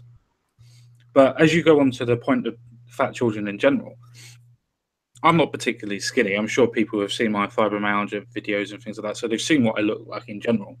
So I'm not the skinniest of people. So I can say this with quite assertions when I say this. Fat is not healthy. Being fat is not healthy. Not healthy at all. So for anybody that thinks all fat acceptance actually should work, no, it's absolutely bollocks, and I'm sorry to swear again, but it's absolutely bull. There is no need for anybody to accept fat people, except because they are. Yeah, fair enough. But tell them that they need to do something about it. They are not healthy. Yeah, because you don't accept a heroin addict, right? Because what we're saying is you accept them. But the idea behind this fat acceptance is not accepting them, but doing what you wouldn't do for the heroin junkie, accepting them by saying, oh, it's all right, little Tanya, you're 5'8" and weigh, 195 pounds of jiggling fat, and you don't do anything. Good on you. That's the problem.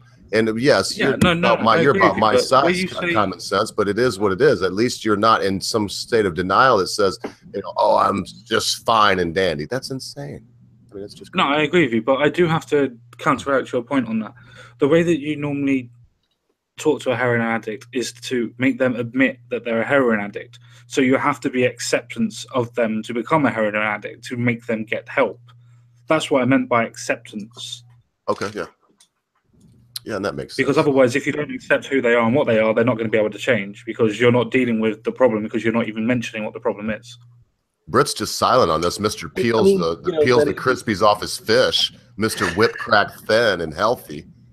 Yeah. Well, there is a serious problem when it comes to weight, and it has been waiting for some time, no pun intended, when it comes to the United States of America, because we have been getting horrible statistics from the United States for decades now, and the sort of average weight has just been creeping up and up and up.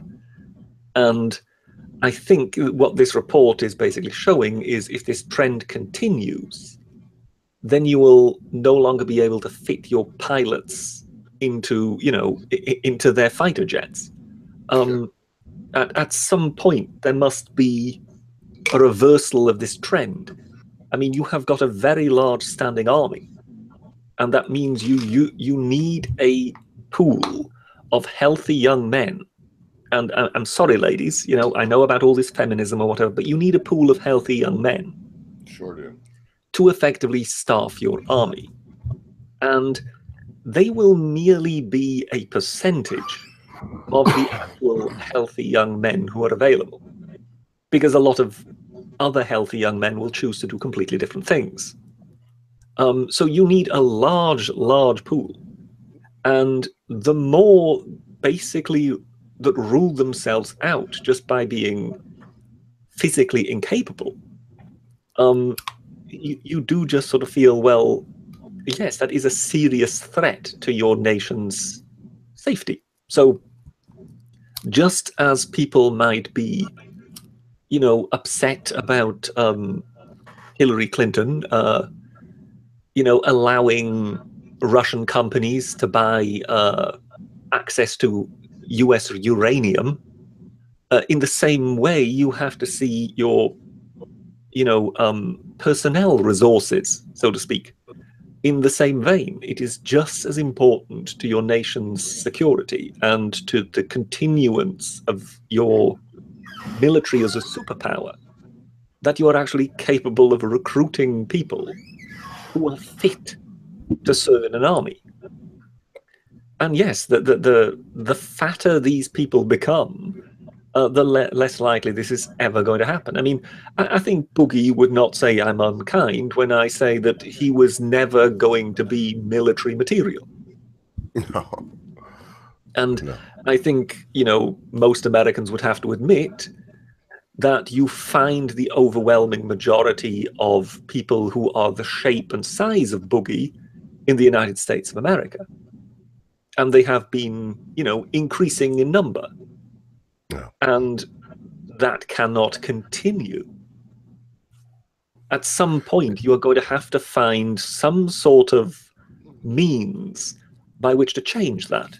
Now, you can't stop people from eating, but there perhaps would need to be some sort of, you know, public health programs.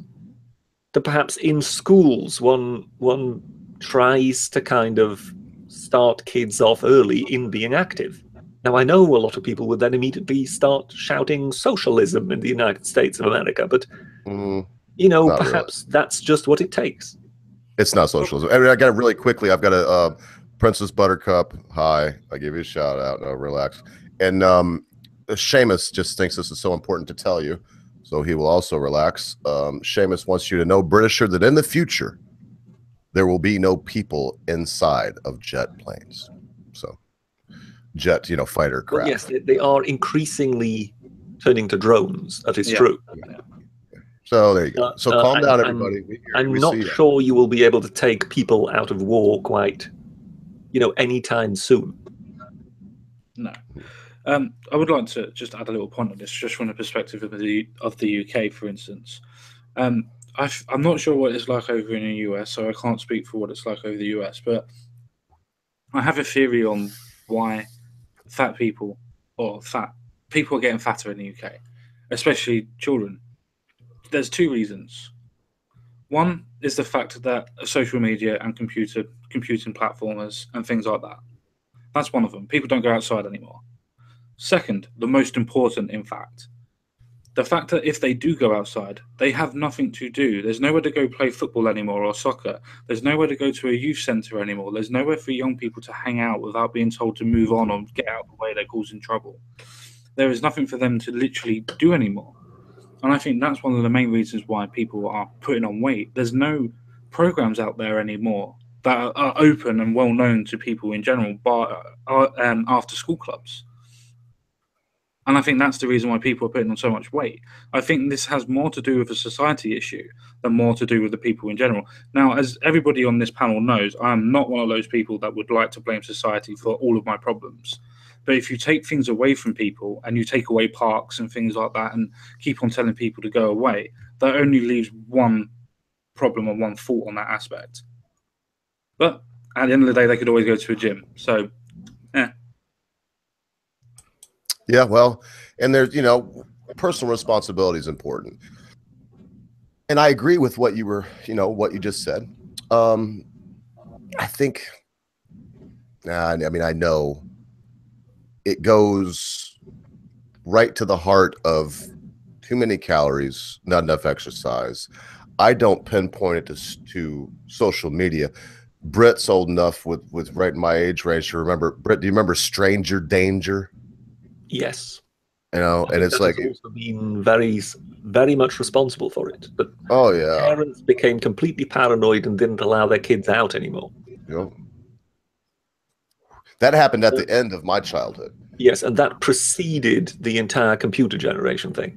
Yep, because when I was young, man, we only were allowed in the house for a certain amount of time during the day, unless it was yes, kids were pretty much raised as wild animals. We were outside most of the time. Yes. Yeah, if I was in the house on a summer day, if anywhere, I don't care what I was doing, unless I was washing the dishes, which never happened. Mrs. Ogre would come in, Mama Ogre would come in there and be like, "What are you doing in the house? Get out of here! You should be outside with your friends." That's what I would hear. And nowadays, it's like, don't go outside. Somebody may abduct you. And yes, somebody may abduct you. It's always been that way. I mean, always throughout antiquity, always been that way. But sometimes you don't get abducted. And if you don't, you get to be more well-adjusted. You get the fresh air, the exercise. And I can see it happen. And let's face it too, gentlemen, as much as I don't want to give them too much credence, it is a fact that the whole body positivity movement is a huge player in this. Because in the old days, man, we were a little tough on obese kids. Not necessarily just like chubby, but we were a little tough on obese kids when I was coming up. We were. Well, that's where the expression "tough love" comes from. Tough love. I don't know. Well, in our case, the rather large kids would only ever get to play goalie. Well, that was another incentive, wasn't it? Where people would go out and actually play and do things, as what you said, because I was in the generation where it was just switching.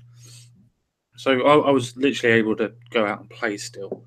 But you get to the point where you had that incentive when you were younger. If everybody else was playing a physical sport, whatever sport you wanted to choose, even if it was something like British Bulldog, I'm sure Britisher knows what I mean by that, or if you were playing hard rugby tag or something like that, you'd have to learn how to run. And if you wanted to keep playing and not keep on being first and being it and not being able to catch somebody, you had to try harder. And eventually you would lose weight anyway. And I think that's what we're missing nowadays. We don't have those sort of things happening. We don't have anywhere, not safe, just people don't want to go out. People don't want to meet people in real life anymore. They're too scared. They don't know what's going to happen. And where probably all three of us would have just gone, oh, somebody's kicking a ball around in a park. All right, mate, do you want to play football or something? Or whatever. Oh, yeah. I played if there was a ball in it, like a sport, that's what we did. We played ball, football, baseball, basketball. We sometimes played hockey, but more than often than not, we played field hockey, which used a ball. And those days are gone. I look at there was just a gaggle of youth up at the park. Sorry, specimens all. I mean, I looked at them, I thought to myself, good Lord, these sniveling snot noses are so lucky that a band of us lot from my generation didn't just suddenly materialize right there in that park.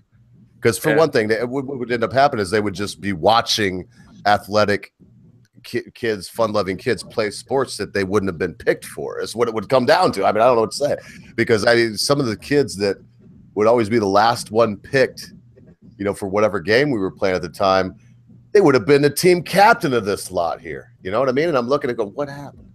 But it's a combination. It is a combination. In that regard, that also shows how the Peanuts. You remember that cartoon, the Peanuts? Oh yeah, I do. Yes. Charles Schultz. How that was, how that has aged, because of course Charlie Brown was always the last kid to be picked. He was always the one out, and you just cannot see that in this day and age being kind of held up as a kind of popular model of childhood, because people would immediately start picking holes in it, as in this shouldn't be happening, that shouldn't be happening, the other shouldn't be happening. Whereas the reason it was so successful was because it seemed to reflect how children operated. Yeah, reality. But that seemed to be of a certain age, yes. Well, you know what? I have no good segue, but we're moving along pretty good, and we might actually get through all of our stories today. I do know that Common Sense Guy has a story that's out of this world.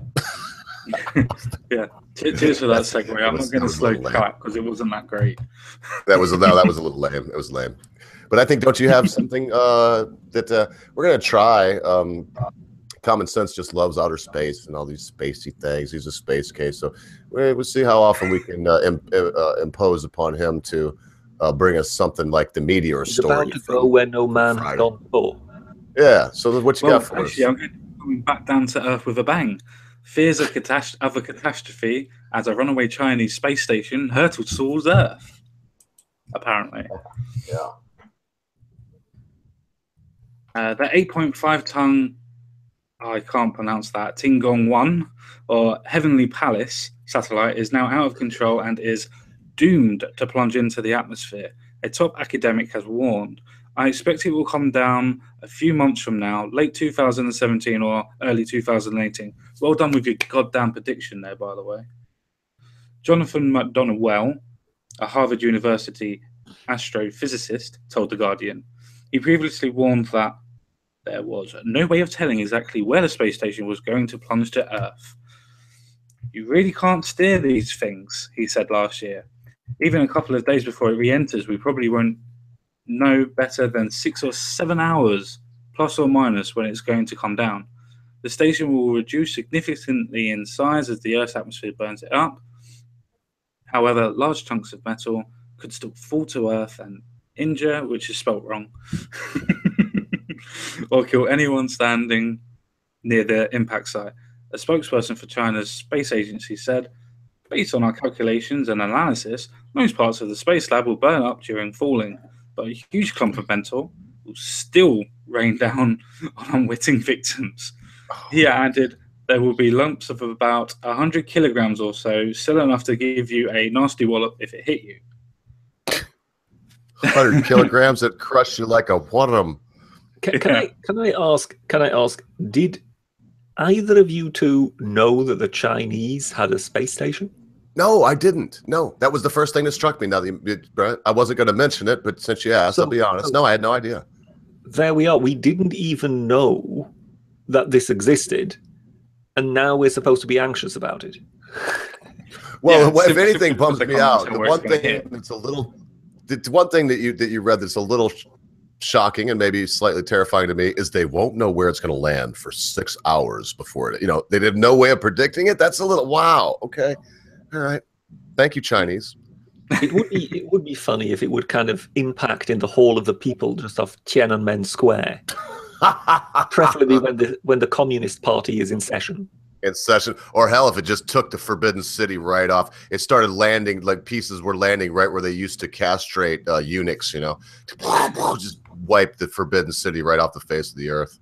There's an interesting little point at the end of this. That's terrible. That was blasphemy. I'm sorry. It says, the last little point at the end of this, it says, in April, China vowed to send a craft to orbit Mars, land, and deploy a rover to explore the surface by, any guesses? 2030. No, not 2030. I had no idea. I'll just a wild guess since he's 2031. Nope. 2020. That's when it's supposed to crash into the Earth, 2020. No. In April, by that time, China vowed to send a spacecraft to orbit Mars. Oh, sorry. Orbit Moon. Sorry. I'm still in. My brain can't get off the fact that their space station that I didn't know existed is going to fall right on my house here soon. That's what's getting me.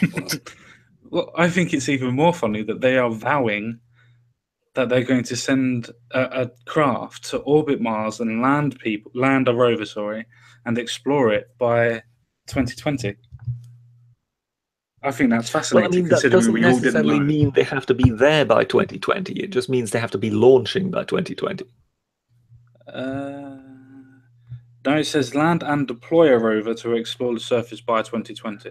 That's the actual Well, quote, land and deploy. Yeah, but I still think that they're possibly talking about the project rather than already arriving there. I mean, given that it takes a while to get to Mars, does it not? Quote says, Brit. I'm just reading what the quote Takes a says. It lot. says It would land take a and Yeah, long no, time. I'm Everything I've seen that they would have to circle the Earth 4 or 5 times to get like a good slingshot going, and then it would take a long time to get to Mars. I mean, it's 6 months, I think, is what I've seen, is what they're projecting if they actually ever do it. It's like a year just going there and back. It might be 3, it might be 6 month round trip, but yeah, of course, they'll never. If they get to Mars, my prediction is it's going to be like a Space Odyssey 2001 kind of deal where like Hal goes crazy and it's like, I can't do that. I can't do that. And they're all end up dead out there floating in a tin can trillions of miles away from Earth, going past Pluto one day, just all frozen. Well, it would just be interesting to see how reliable their technology turns out to be. That's what I mean. Yeah, it's going to fail. Because something's going to happen. One of the problems that we've discovered with Chinese technology, let's take, for example, their high-speed rail system. I mean, they incredibly just stomped the biggest high-speed rail system on Earth out of the ground. It just sprouted from nowhere, But the problem is they have no experience of running a high-speed rail system, and there has been some nasty crashes. Yes. If you crash in a high-speed train, you really crash. Over. Yeah, it's over. And that's just You're it. not going to crash in space, though. Well, yes, but you sure could. In order to develop certain technologies, in order to have certain technologies, you pretty much have to have developed them. So the Japanese, we know that they cracked the problem, I think, with the suspension, and therefore they were the ones who kind of really entered the world first with high-speed trains and the bullet train. And the French with the TGV took it a step further, and so on. So you can see that those countries were kind of intimately involved in the development of the thing. And even those companies that now are mainly the ones who build the high-speed trains, they are all involved. They were all sort of involved in development of high-speed trains, whether it's in their own countries and so on. So they've got experience in this area. Whereas in China, they sort of just leapt into it with both feet. And in that regard, then you've got an accident waiting to happen. And you just wonder, I mean, maybe they've got much more experience than I would think. I mean, given that they appear to have had a spare space station going without us ever hearing about it. But you just wonder, how much experience in this field have they really got? Yeah, what do they know? They don't if know they nothing. then suddenly announce, well, we're going to do it in a few years, because you think, well, money-wise, that's more than likely not a problem, and technically it can be done, but how much experience is behind it? Because much of this stuff is about having the experience.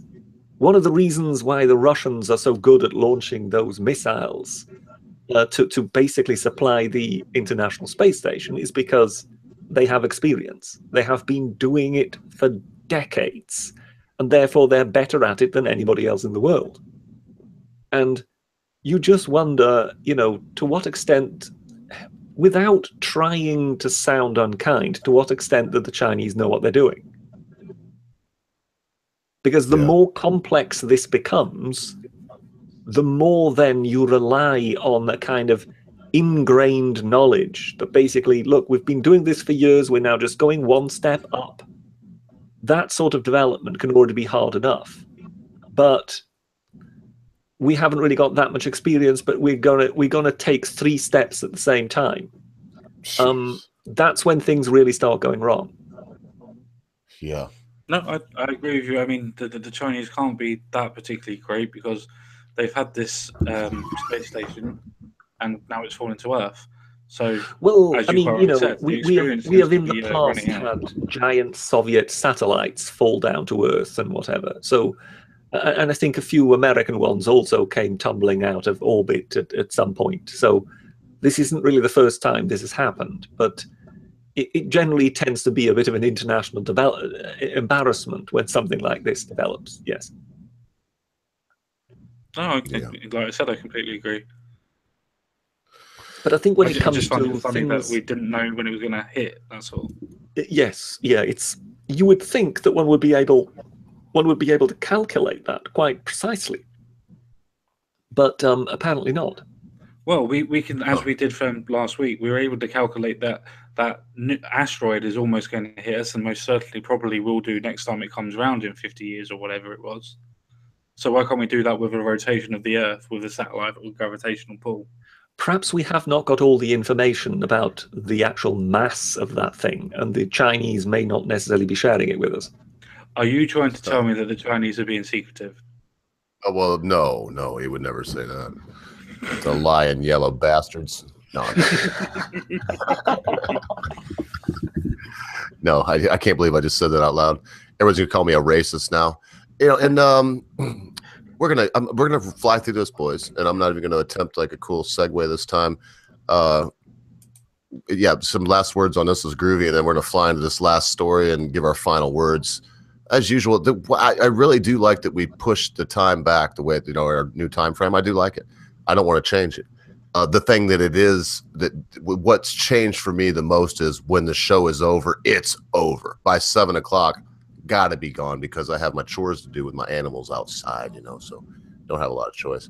So yeah, I tell you that went a little further than I thought it would, and I just want to say thanks again, Common Sense, and I hope that you're able to find some kind of, you know, I don't know, some stories that are out of this world, some spaced out things like that in the future. It's kind of cool, little deviation from the norm. I like it. We had that thing. We had that deal, Common Sense, about the what you call it, the guy from Kentucky, from Louisville. But I might just look at this now, and maybe we'll hit that Wednesday, or we'll talk about it sometime. I guarantee it, because I was looking for more of what he did, and I just couldn't find it. So there we go. Here's the last story that I got on my list, boys. Is what we hear all the time, day in and day out, is that the United States is infested with Nazis, just so full of fascists, and these people, it's not safe for humanity of any kind when these Nazis and whatnot are afoot, because of course they will, you know, enact the final solution on you, whoever you may be. Some of these Nazis are Jews too. Some of them are black. It's amazing. But the facts, the truth, and reality is a lot different than that narrative. That narrative is insane. I'm not sure that you can really tie the clinically insane person that ran a car to people in Charlottesville. Whatever. If you do, there you got one. There was one.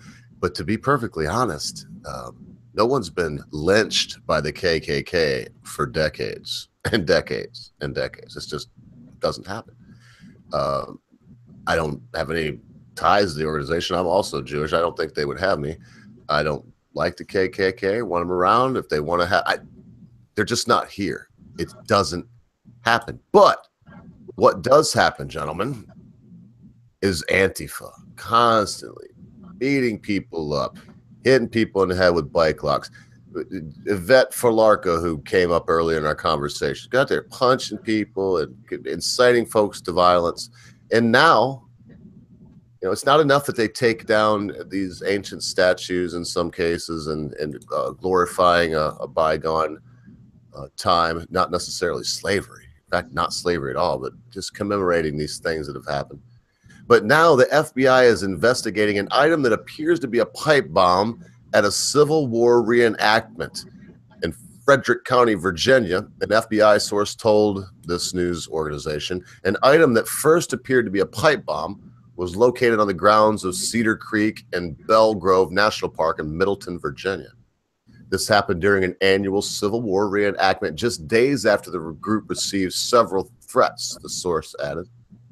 The police were called to the park Sunday afternoon. Around 4:30 p.m., Virginia State Police determined that the object was safe and that no one was hurt. And I think that, what they mean by safe is it may have been a hoax. But this place here, this reenactment group in Frederick County, Virginia, and others around the South and around wherever they're doing these reenactments, usually it's on a battlefield, so a lot of them are in the South. There were some northern battlefields, they redo Gettysburg, so they're getting death threats, common sense guy. Britisher people are telling them, if you reenact this thing, that we know the winner, right? We all know history, so we know the North does win. Slavery is done away with, even though that's not what the war was about. Check into it for yourself. Well, I've only got really one point on this, so if people don't mind, I wouldn't mind going first. It's just, if you have a problem with racists and you have a problem with the South, for instance, in your head, why in the hell would you throw a pipe bomb? I know you didn't throw, but I'm using that as a loose term.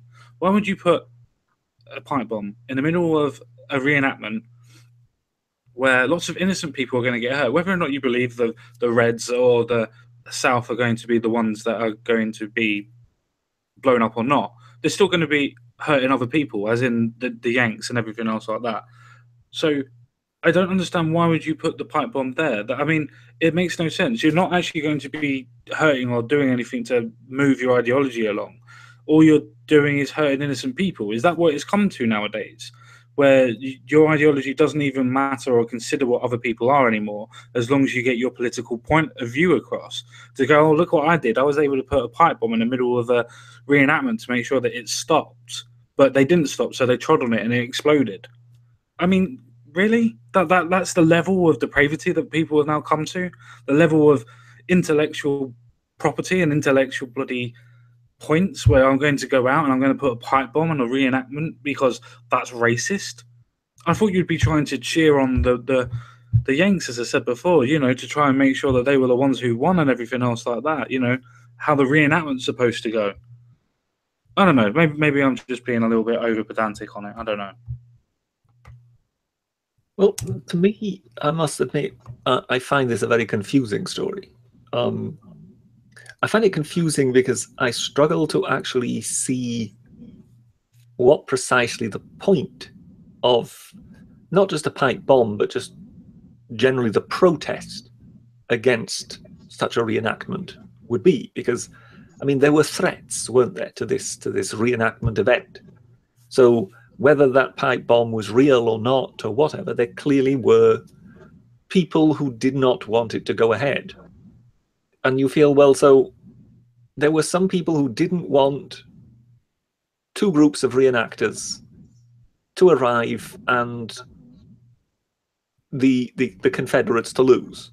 I mean, to me, I just don't quite get it. It's a reenactment of existing, historical events, which kind of ended the way one would think the protesters would want them to end. Namely, the people who they see as the good guys won. Now, what's wrong with that? I mean, that's where I'm confused. I'm not even sure about what these people actually want from it. I just suspect that these are more than likely that ill-educated people, that just the idea that someone mentions Confederacy and they're already clawing at the wallpaper without actually thinking it through. I mean, this is a celebration of history, but in doing that, you effectively also celebrate the winner, which were the boys in blue. So where exactly is your problem? But yeah. So no, I'm really at sort of odds. I don't know if you can see any common sense in this common sense. Can you actually see the motivation, or is it just me? No, I really can't see the motivation in this. I really, really can't. It's literally as what you just said. It's to the point of, if you've got the reenactment, that's happening. It's a reenactment of what was actually taking place, which means that the reenactment means that the boys in blue, as you so rightly put, will win it. So it doesn't really matter. Even if they didn't and they decided to change it up, it's a reenactment. It doesn't mean anything. It's not a battle. All it is just people that are actually just deciding that they're going to have a bit of fun on their weekends. It's like people that dress up as bloody Comic-Con and things like that and go to them. Nobody would say, "Oh, you're going against fascism. You're appropriating Japanese animation or manga, or you're..." No, but that's what it basically is. It's just LARPing. It's historical LARPing. You know what I mean? Yeah. I mean, how would these people in any way get to grips with reenactors in Britain? Because over here, there are reenactors for just about everything. I mean, you know, from the Vikings to medieval knights to Romans to, you know, Napoleonic troops. I'm quite sure you will find groups of Wehrmacht soldiers over here who more than likely turn up, possibly even with a tank or two. You know, that is in a way the lengths to which these people go. There's one very big event where thousands of reenactors turn up every year. I forget its name. It's organized by English Heritage, and you just basically get all of them there at the same time, from people dressed up as G.I. Joe to Vikings, Gauls, Romans, Damnonii, you name it.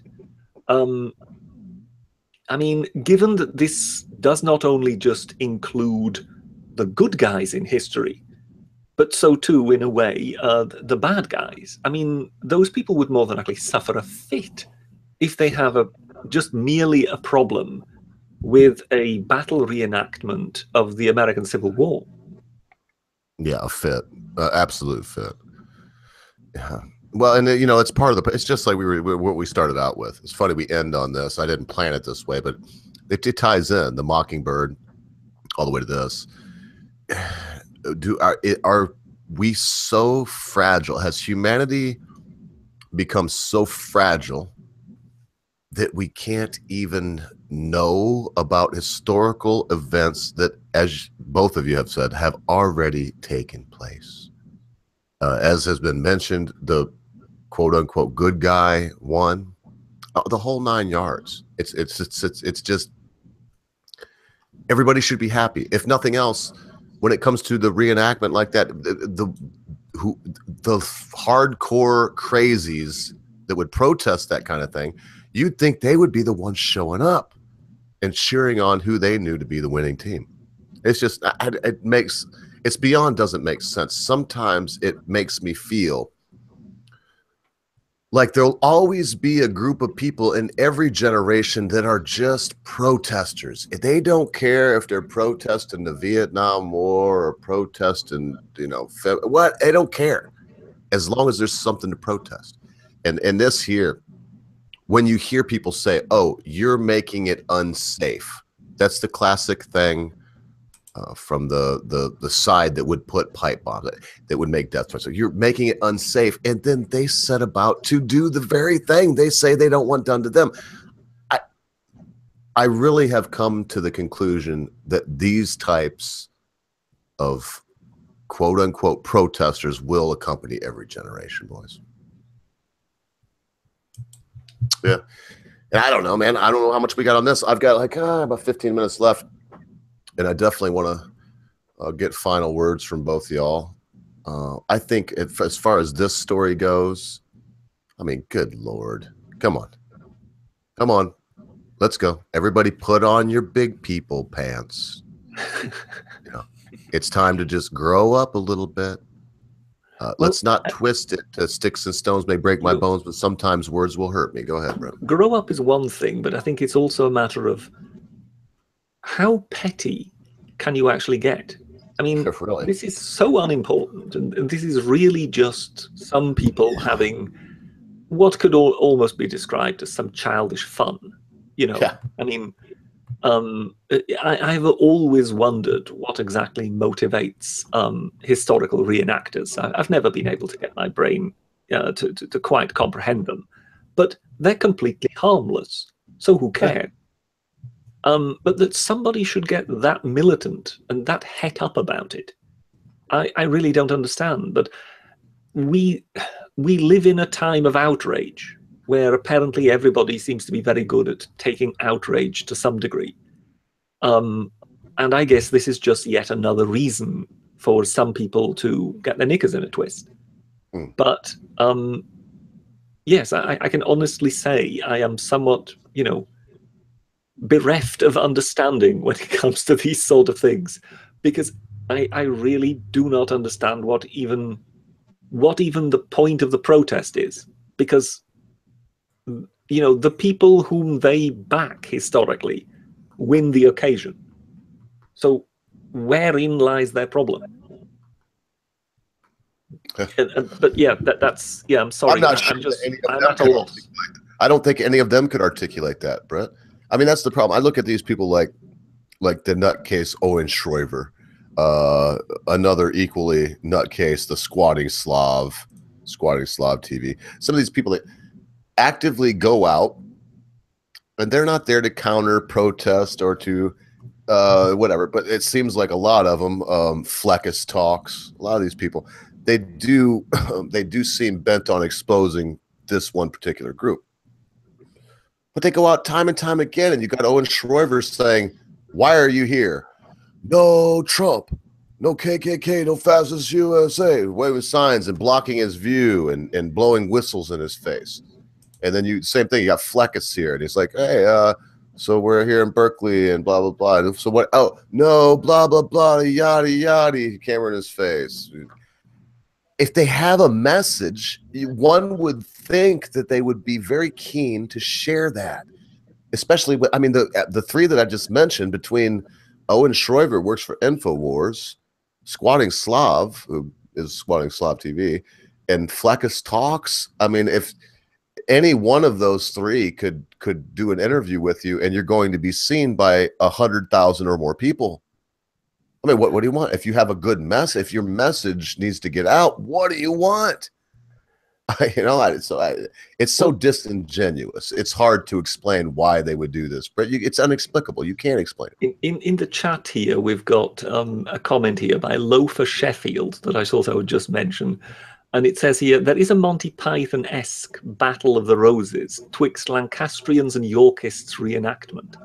Lancastrians throw black puddings and Yorkists throw Yorkshire puddings.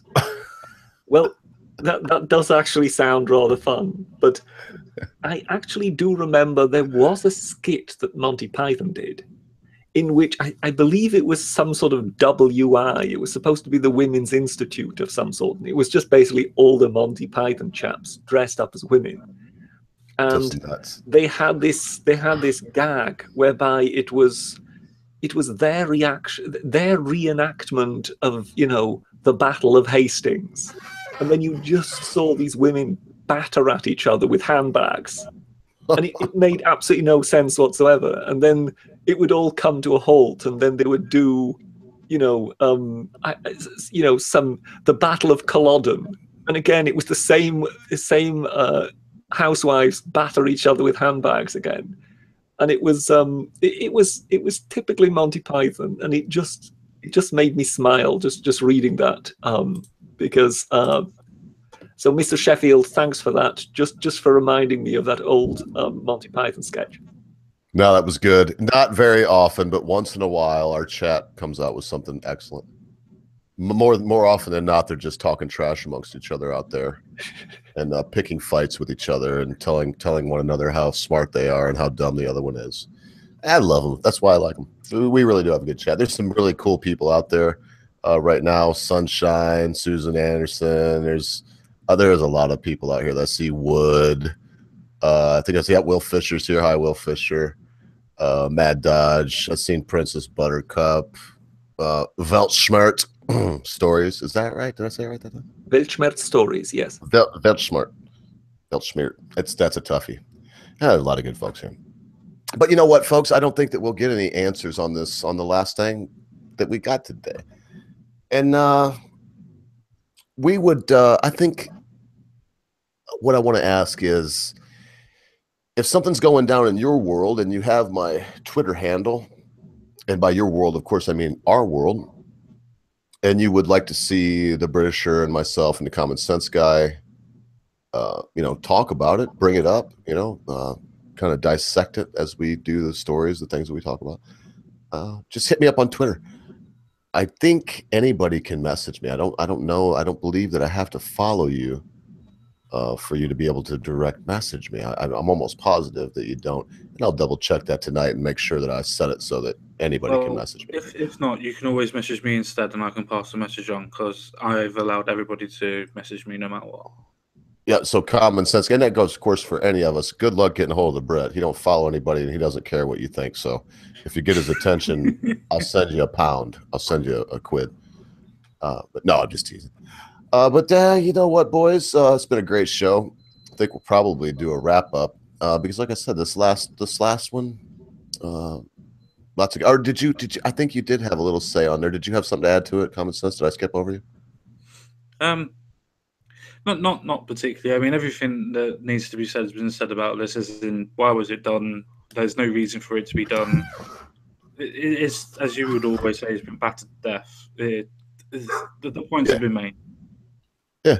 All right. Well, so I guess I'll just carry on and say that, yeah, if you got something comes up, you'd like to hear us talk about it, just get a hold of the British or get a hold of Common Sense guy, get a hold of myself, send us a thing. No guarantee, obviously, that we'll do it, but it's definitely a guarantee that we'll see it, we'll consider it, and very possibly we'll talk about your news story. Why? Because in the end, you're important to us. We don't, you know, work for any big organization. We don't represent any company or any country, even though that I'm from America and these lads are from the UK. We don't represent our countries. We just are from there. We basically do this because it's entertaining to us. I think for all three of us, it's kind of an experiment. Also, we probably all grew up watching Walter Cronkite and the British version, whoever passes for Walter Cronkite in Britain, and you know, thought, well, what would it be like to even do that and maybe make it even, you know, entertaining as well as informative. So I don't know, boys. I guess I'm going to put a nightcap on it as usual before I cut both of y'all loose and we give our final word. Just want to thank you all so much because, as I said, without the chat out there, without our viewers, without our subs coming in and checking us out, it'd just be us on a video call. And without you two here with me, it'd just be one crazy yank, and it wouldn't be as entertaining either. So thanks a lot, gentlemen. And I don't know, what do you think, Common Sense? I'm probably going to hit off with personal responsibilities, to be honest. I've made quite a point about this from last week, to the point of trying to blame society for your problems, to the point of trying to just everybody else's fault. Hillary Clinton is a perfect example of this. Russia did it. My mates did it. No, Assange did it. This did it. That did it. No, you have to take responsibility for yourself. You didn't campaign in the right areas. And that goes for anything. We've touched on a lot of subjects today, to the point of going off to doing fat acceptance for a point to start off with. Now, nobody says that people that have medical conditions, as in thyroid problems and things like that, and yes, there's still an evidence of people being able to actually lower everything down anyway. But in general, you're in control of your weight. I'm in control of mine. If I could exercise more, I would exercise more. I don't want to be the size that I am, and I'm sure other people don't want to be the size that they are. So for people to come along and just go, oh no, you're beautiful the way they are, most normal people will go, well, no, I'm not. I can't fit into a pair of jeans. I can't fit into my t-shirt, and my jumper doesn't fit around me properly. It rips. You know, just stupid little things. But then you get these people that come up to people, as I just said, and say, oh, no, you're beautiful. Just buy a bigger top. You'll be fine. And you're not going to be fine. That's just not what's going to happen. You're going to die of heart disease. You're going to die of heart attack. You're going to, if you've got any sort of lung problems, you're going to die because of that, because you can't move around properly. Your blood circulation is going to be crippled, where you're not going to be able to feel your legs and feel your feet properly because the circulation is not going around properly. These are all medical conditions that go around with being just fat, let alone with any sort of medical conditions that you had to start off with before being fat. That's just a fat acceptance point. The main point that I want to really go on to is something that the chat's really gone into in itself. And that's to point out the fact that people always seem to be outraged at everybody else. I think Tucker Carlson touched on this, and I'm not 100% sure when, but everybody wants to talk about everybody else. Everybody wants to talk about everybody else is the problem. Well, I'm sorry, you can't blame 99.99% of the population when it's not them, it's you. It's the same thing as we always state with people that are in the projects and things like that, or in ghettos and things like that. They have the power to get themselves out of there. They have the power to also get into gangs and get into other things and go into crime and whatever. But they have the power to get themselves out of there. Same as all of us have the power to do whatever we want to do, in reason. And as soon as we take personal responsibility for ourselves, the quicker that we understand that the world isn't predestined. We make our own destiny. We are the shapers of our own destiny.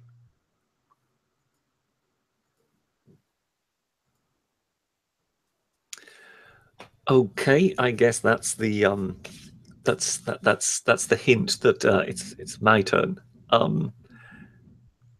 So I would like to talk about, you know, the two tribes that we've got politically. I mean, we've got the same tribe really over here in Britain. They just call themselves differently than you have in the United States of America. There is a slight difference in flavor, so to speak, but inherently it's the same thing. People vote for one side simply because they've always done so, because their parents have already done so, their grandparents, and so on. And much of this is completely immovable, which is, of course, why politicians end up squabbling about those few swing voters they can find in the middle. But, I mean, it's, you know, it's become self-evident to all of us that these two tribes are becoming ever and ever more polarized. They're kind of drifting further apart. They're drifting towards the extremes.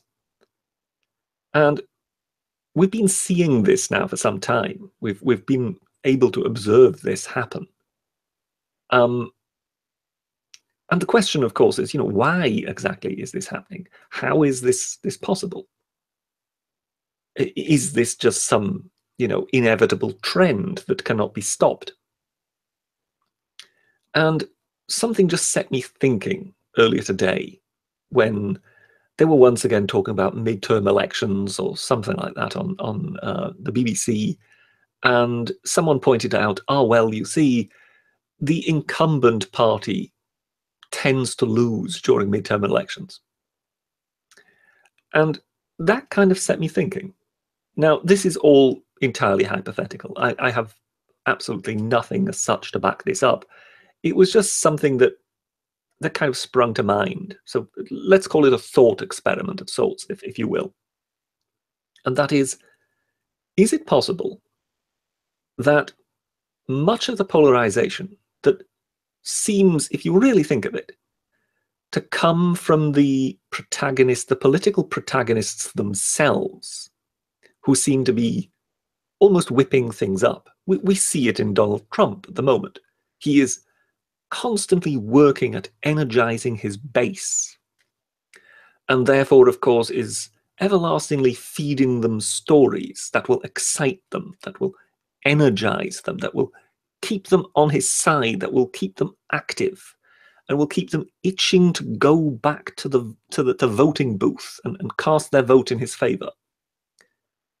And if you think a similar thing, perhaps to a lesser extent, but a similar thing was also going on during the Obama years, that one was constantly feeding one's base, one was constantly making sure that they were on side, that they hadn't drifted away, that they were kept excited, wanting to fight the good fight, so to speak. And if you think, before Obama, we had George W. Bush, and we had the religious right, and we had a similar determination, a sort of almost frantic desire politically on that particular side that was constantly being fed.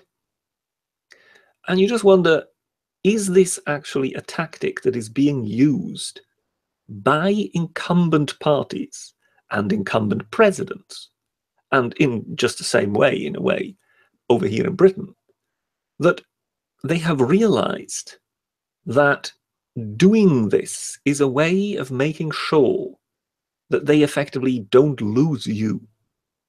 That if you are the incumbent party, you usually drop at midterm. But if you keep them excited, if you keep them agitated, if you keep working at them non-stop, you keep pumping that up. Is that perhaps a way in which you don't lose that, or at least you don't lose it to the extent you would do if you wouldn't be doing this? And is this perhaps one of those dreadful examples of governments putting their own cause above the cause of their nation? Because this polarization, this doesn't help the United States of America. It sure as hell also doesn't help the UK, where we are seeing it. But in America, things are much more advanced, and you feel that this is unhealthy.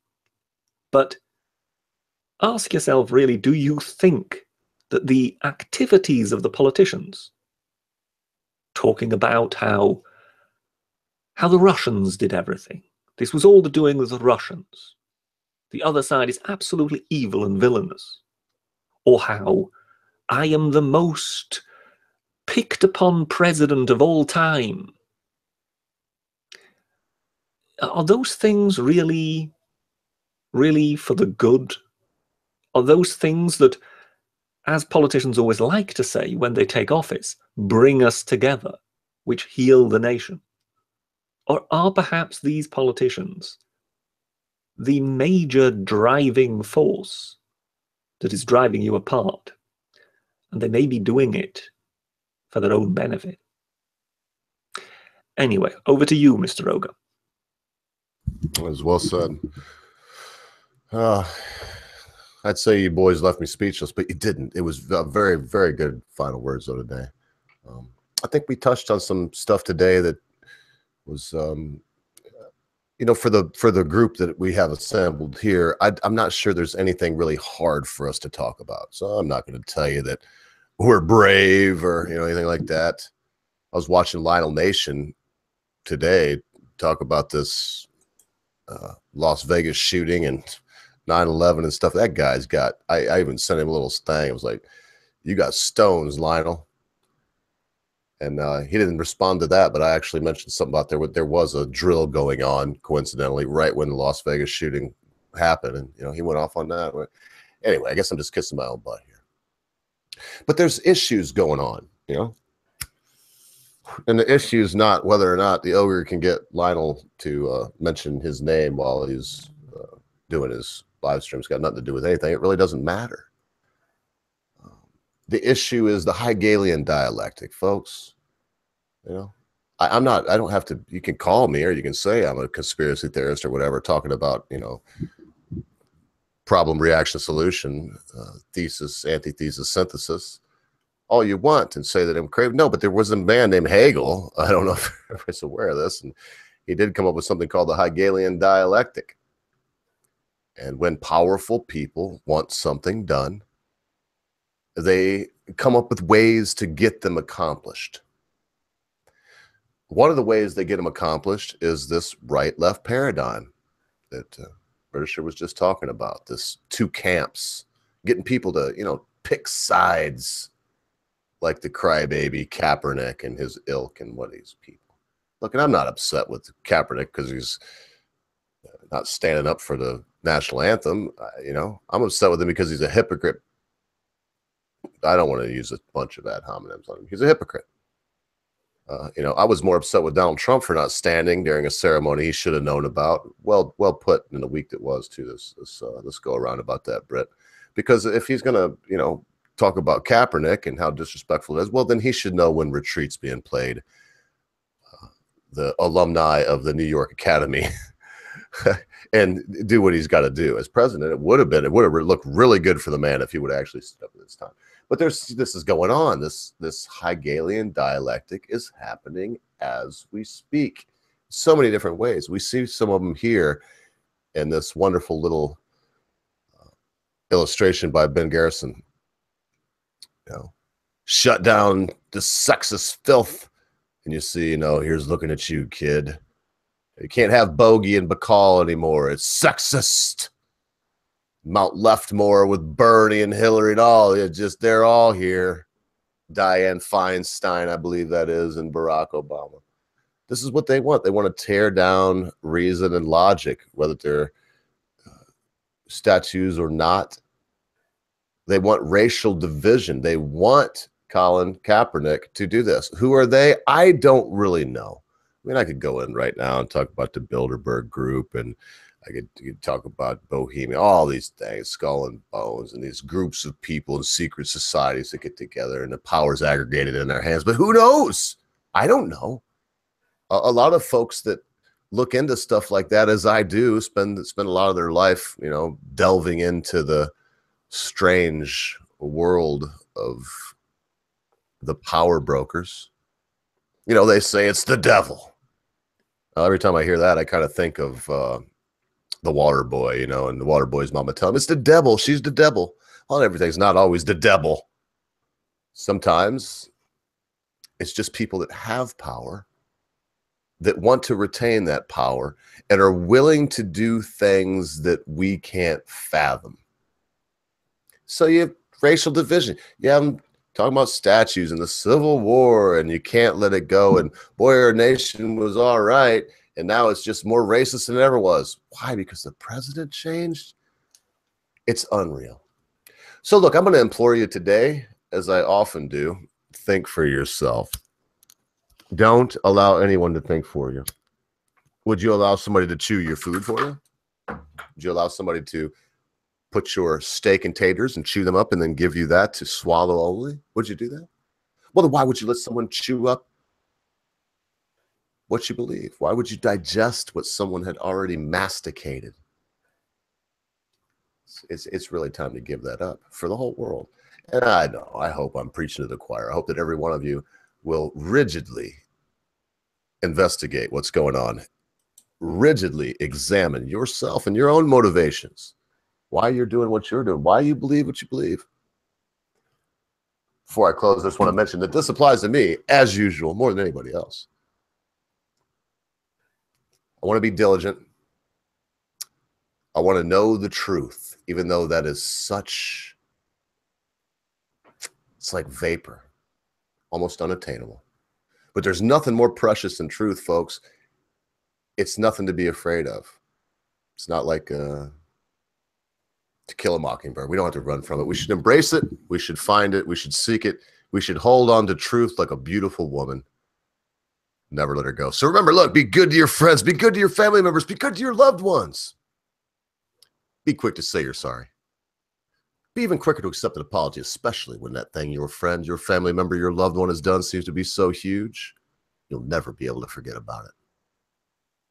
Because constant viewers, my brothers, at a time you think not, your friends, your family members, your loved ones, your life, and your cause will depart from you.